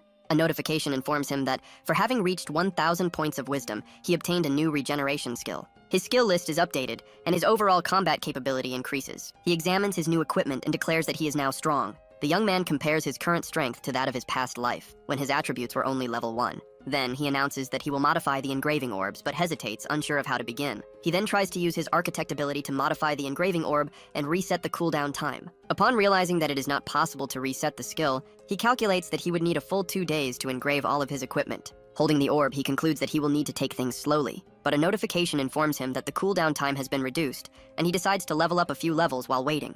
The scene then shifts to the game's main lobby. The young man drops to his knees, frustrated for never having imagined he would be in such a situation. He despairs upon realizing that, to enter a dungeon, he needs players with a maximum difference of 10 levels, but most are at level 43. The realization that his own level is too high leaves him even more discouraged. Sitting on a sofa, he wonders what to do, since the Yuan world will become reality in just a few days. He then remembers the proposal about the Area of Madness, which hides the authority to control the game. Liu Ye reflects that to obtain such power, a player would need to be the best of all. But he considers the mission extremely dangerous, since if he fails, all his effort will have been in vain. He then begins to think of a way to avoid death at least once, such as an escape skill or temporary immunity. He then considers the possibility of being revived with his level and stats intact. An idea emerges in his mind. The Reversion Orb. Liu Ye gazes at an imposing skyscraper against the twilight sky. With the orb, which revives a player to their previous state, he could finally attempt to go to the area of madness. Satisfied with having completed the objective of upgrading his equipment to level 60, he decides to gamble the remaining essence. The young man walks confidently, thinking that a victory could earn him enough essence to upgrade everything to level 70.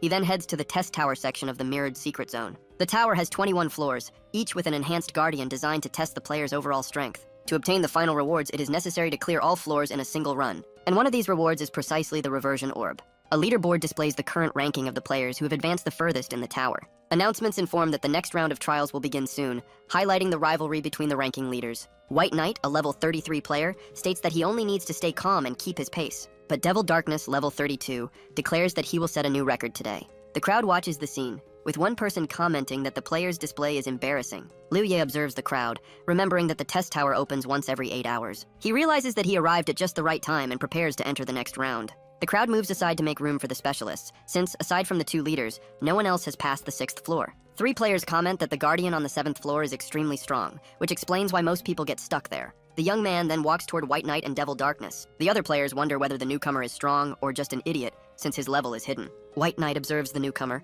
commenting that he is brave to challenge the tower alongside them. Devil Darkness approaches Liu Ye and says that his determination motivates them to improve even more. With a smile, the young man thinks that the 2 resemble the 6th and 7th place specialists from his previous life. He remembers that they were also the first to obtain the Reversion Orb, and the tower challenge begins. With a determined expression, Liu Ye prepares for the start of the trial. The 3 are transported inside the tower, and the crowd rushes to check the rankings. One of the spectators asks his companion if he really saw what happened. The other confirms in shock that yes, he did. Determined not to let the chance slip away, the 2 begin to walk. They then announce the bets, asking who will reach the highest floor in the tower. A notification announces that the test tower challenge will begin soon, once the player's status is 100% restored. Next, a list of usable skills is displayed. But another notification informs that an unknown interruption prevents the cooldown reset of one of the skills. Then the system asks him to select the proportion of dungeon essence, and he chooses 100%. After the essence is deducted, the system confirms the floor rewards and Liu Ye appears in the arena. He then finds himself facing a guardian on the 1st floor of the tower. The Guardian is a level 27,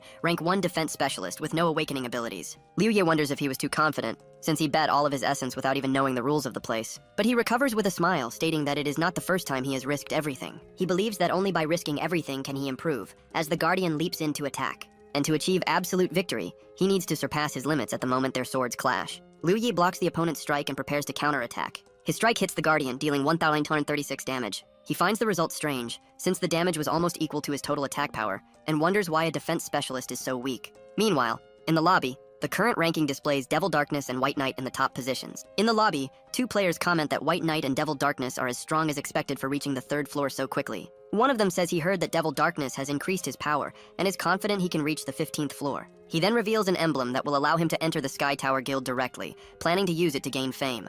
Elsewhere, Silly Kai lets out a restrained laugh. His companion worries about the risk of the plan, since other players might realize that Ye has some combat ability. After the initial excitement, the green-haired young man begins to worry. Silly Kai reassures him, explaining that guildless players like Ye would not be that strong, and asks whether he thinks Ye could defeat the other 2. But his friend raises the possibility that Yi might actually be only level 40. Silly Kai realizes the implication, stating that if Ye really is at that level, then they look in shock at the screen showing the number of bets on White Knight and Devil Darkness vastly surpassing those on Ye. Nervous, the 2 decide that perhaps they should believe in Ye.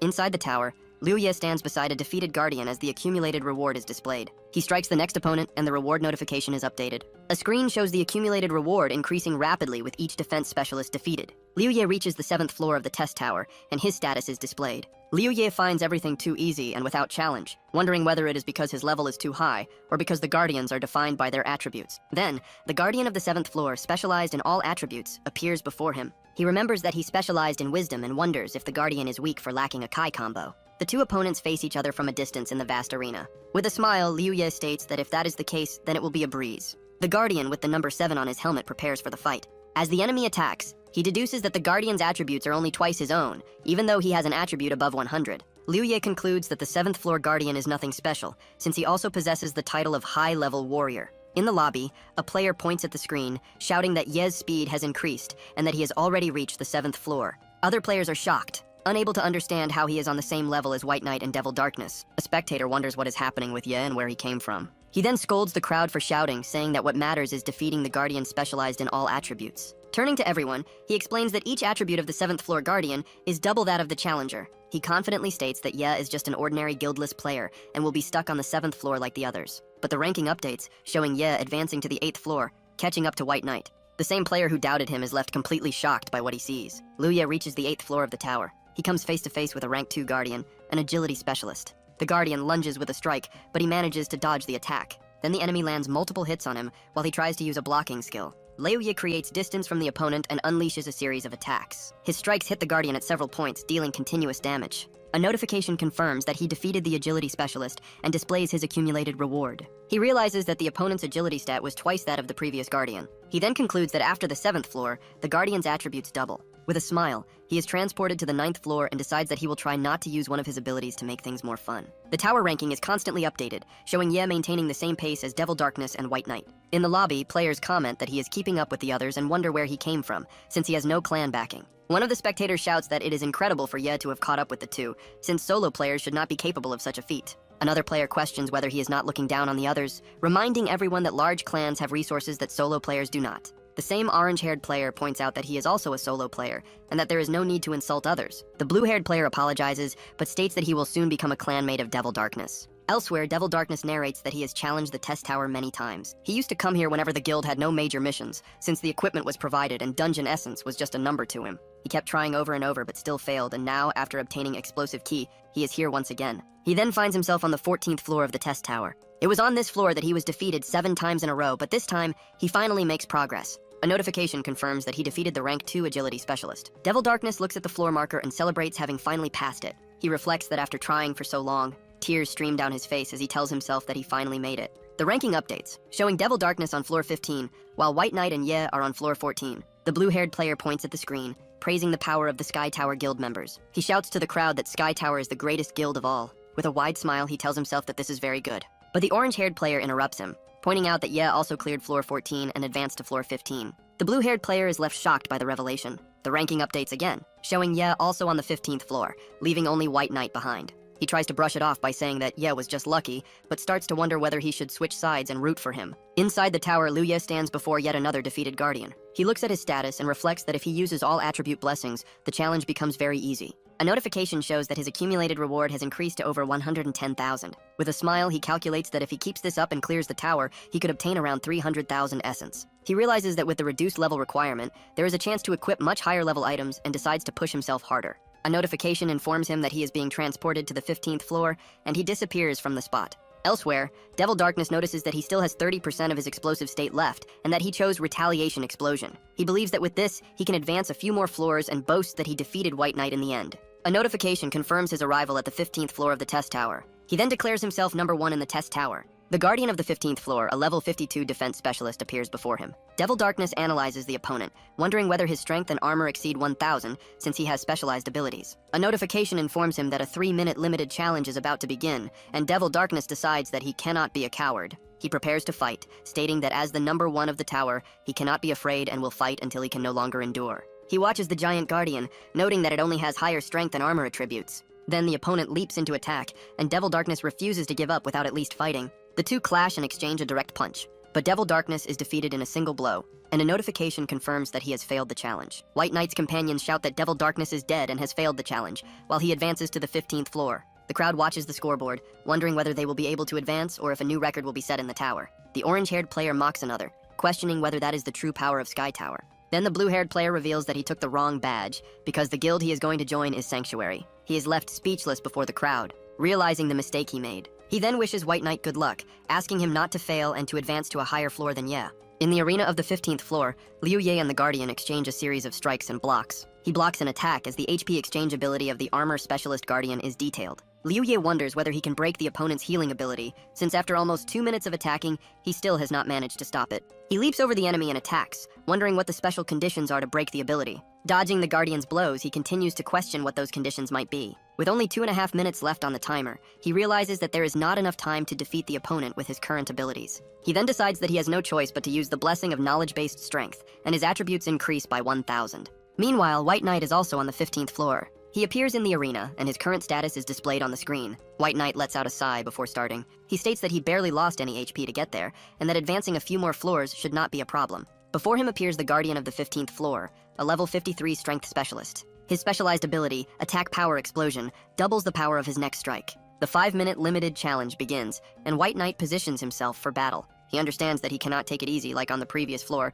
since he needs to defeat it within 5 minutes. So he decides that he has to go all out and leaps into the attack. Elsewhere, Liu Ye breathes heavily, with his knowledge-based strength partially depleted. He finally understands that he was not fast enough, as he needed to attack 3 times in 1 second to break the Guardian's ability. Liu Ye realizes that he cannot focus solely on wisdom, and needs to balance all of his attributes to obtain new abilities. A notification confirms the death of the armor specialist, and grants him a weight proportion reward. He is surprised by what the notification reveals. While wondering whether the weight proportion of the reward increases after the 15th floor, he is transported to the 16th floor. In the lobby, players shout that he won, calling him crazy and wondering where this unknown specialist came from. The crowd in the lobby begins to chatter excitedly about the feat. The orange-haired player comments with a smile that elite guild players are not special, and that solo players are stronger. His blue-haired companion looks at him with irritation. Then the scoreboard updates, showing that White Knight has also reached the 16th floor, tying with Ye. The blue-haired player points at the screen, saying that this is the true power of an elite player, and that the finale will decide who is stronger. But the scoreboard shows the word defeated over White Knight's name. His supporter stares at the screen with wide eyes. Other spectators are confused, wondering why he failed the moment he reached the 16th floor. Furious, the blue-haired player throws his badges onto the ground and gives up on elite players. He shouts to the crowd that solo players are the strongest and should never be looked down on. Then he starts jumping and cheering for Ye, while others criticize him for switching sides so quickly. The scene returns to 1 minute earlier, on the 16th floor. White Knight breathes heavily with his HP and knowledge-based strength already low. He states that the fight on the 15th floor was so difficult that he nearly died, but fortunately managed to defeat the opponent. Facing the new Guardian, a wisdom specialist, he sighs and says that this must be his limit. But he cheers up when he realizes that he got the easier opponent and celebrates his luck. White Knight believes that the system wants him to advance to the 17th floor and decides to go all out. The Guardian of the 16th floor prepares for the fight. He manages to dodge one of the opponent's attacks. But the Guardian strikes him with a sharp key enhancement and a dodge bar. White Knight is caught off guard by the blow. He is hit by the attack and wonders how the Guardian can have the same ability as him. Then, a notification informs him that he has died, failed the challenge, and lost all of his accumulated rewards. Liu Ye finds himself on the 16th floor facing the next Guardian. The opponent is a level 57 sensitivity specialist,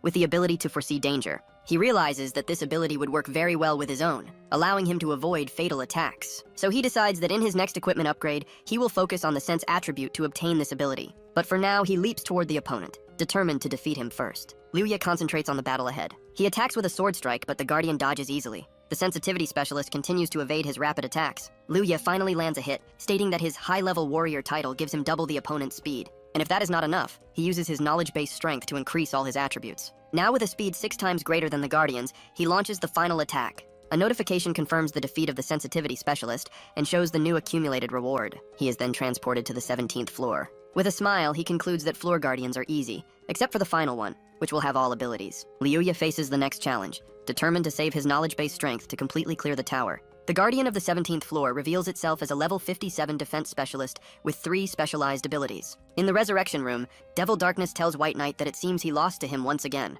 White Knight then asks which floor he managed to clear, since he passed the 15th. Devil Darkness laughs and admits that he advanced higher, declaring him the number 1 of the tower for now. With a slight smile, White Knight suggests that they share information as they did before. He then directly asks him how he died. Devil Darkness stands up and explains that he was defeated by the stacking effect of specialized attribute abilities. White Knight does not understand and asks what he means by stacking effect. The other player clarifies that he was killed by a rank 3 defense specialist. He explains that the Guardian's combination of abilities can remove all of the opponent's equipment, reducing their defense to 0. White Knight continues listening to the explanation in silence. Devil Darkness concludes that the stacking effect is extremely powerful and wonders what would happen if all abilities were combined. Elsewhere, Liu Ye questions the 3 specialized attribute abilities. He prepares for the fight, stating that he can handle the situation and will only use his blessing if necessary. Then Liu Ye and the Guardian face each other, mirroring the same combat stance. Liu Ye and the Guardian leap toward each other for an aerial clash. Their blades collide in midair in an imminent impact. Then the barrier and attack power explosion abilities activate, and a notification confirms that all of his equipment has been removed. He suddenly finds himself wearing only casual clothes in the middle of the arena.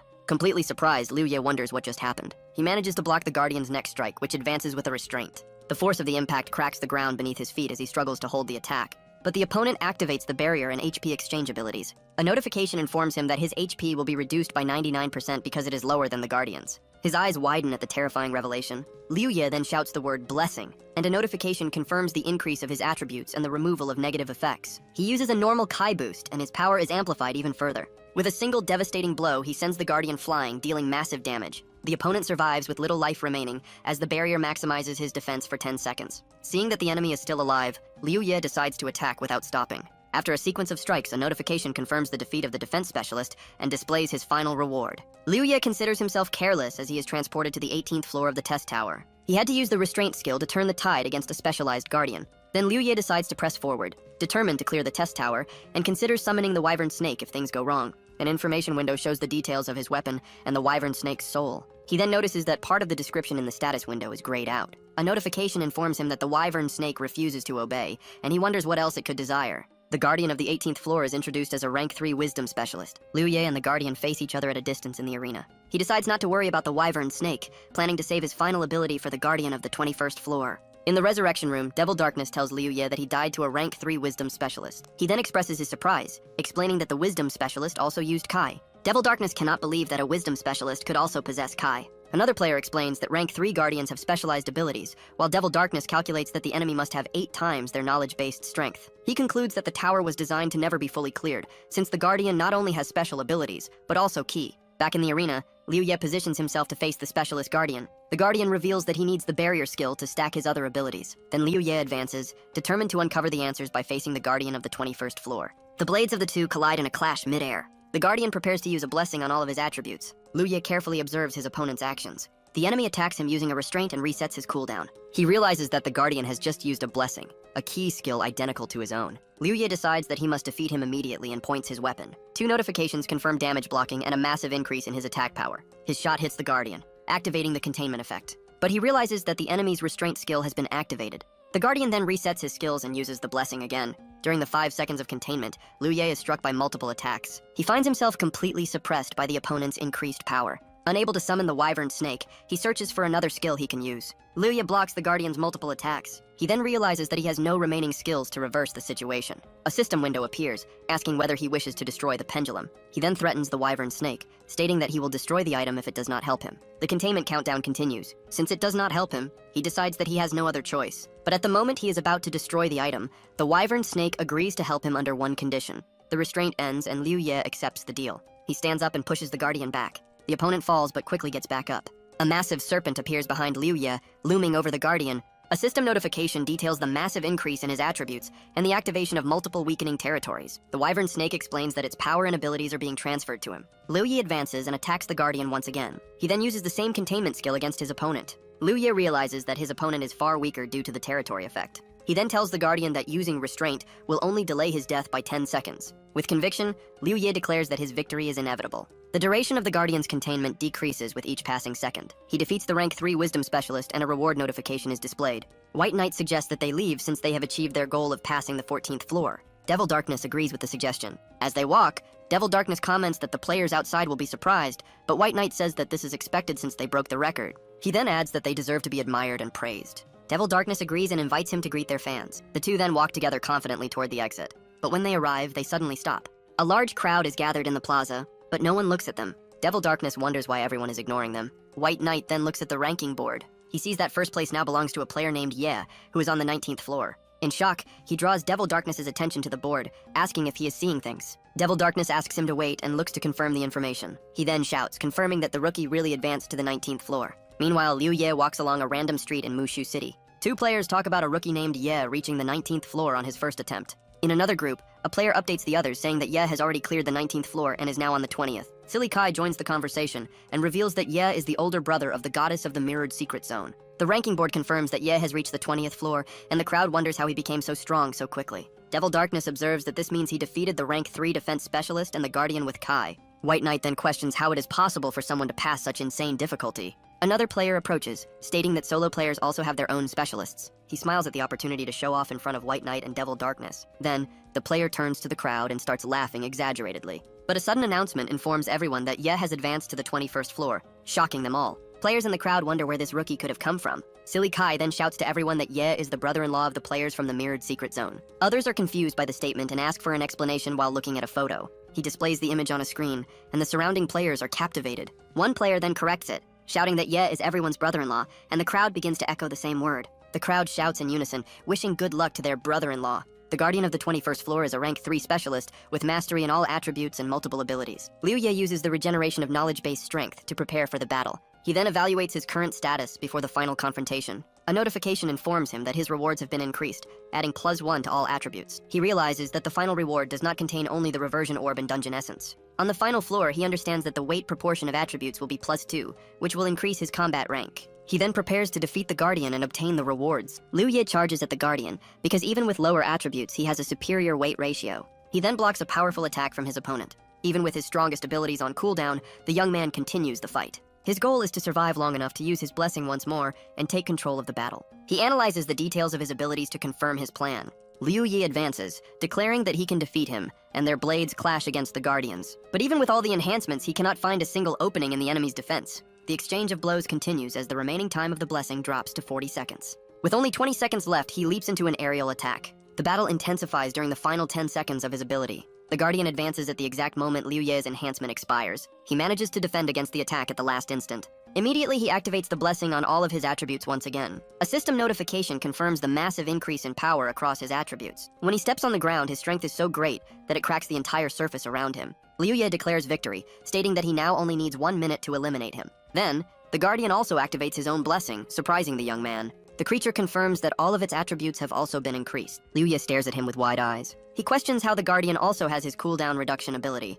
Stepping back, he realizes the disadvantage he is in. He panics as he remembers that the opponent possesses all of his abilities, including those he has not yet used. The Guardian prepares for combat with his blade in hand. Liu Ye wonders aloud how he can defeat him now. He then grits his teeth, regaining his determination. The Guardian leaps into the air, launching his attack at the young man. But Liu Ye believes that he still has a chance if he can drag the fight out for 5 minutes. His plan is to keep dodging to maintain distance between them. The opponent descends with an unavoidable attack, but Liu Ye is confident that he can endure the blow. He then advances to counterattack the Guardian with a vertical slash. Liu Ye's attack shatters one of the Guardian's shields. He then wonders what just happened. The Guardian uses his last ability to create a barrier and increase his agility. With the impact, another one of Liu Ye's shields breaks. After losing 2 defenses, he calculates that he can block 4 more attacks, but does not know what to do afterward. He retreats to put distance between himself and the opponent, while his remaining shields protect him. Even with his advantages, he cannot see a way to win, and feels that he is merely delaying the inevitable. He then comes to the conclusion that there seems to be no way out, but the memory of the great reward for clearing the tower reignites his will to fight. Victory would allow him to become the strongest player in the entire Yuan world. Suddenly, a system notification appears, and he reads the word, Architect. An idea arises, and he realizes that he might be able to win if he uses this ability to change the rules of the fight. He stares at the Guardian advancing toward him. With no other option, he prepares to put his new plan into action. Liu Ye runs and asks the Architect ability to let him defeat the Guardian of the 21st floor. Irritated, he questions what exactly the ability can alter or modify.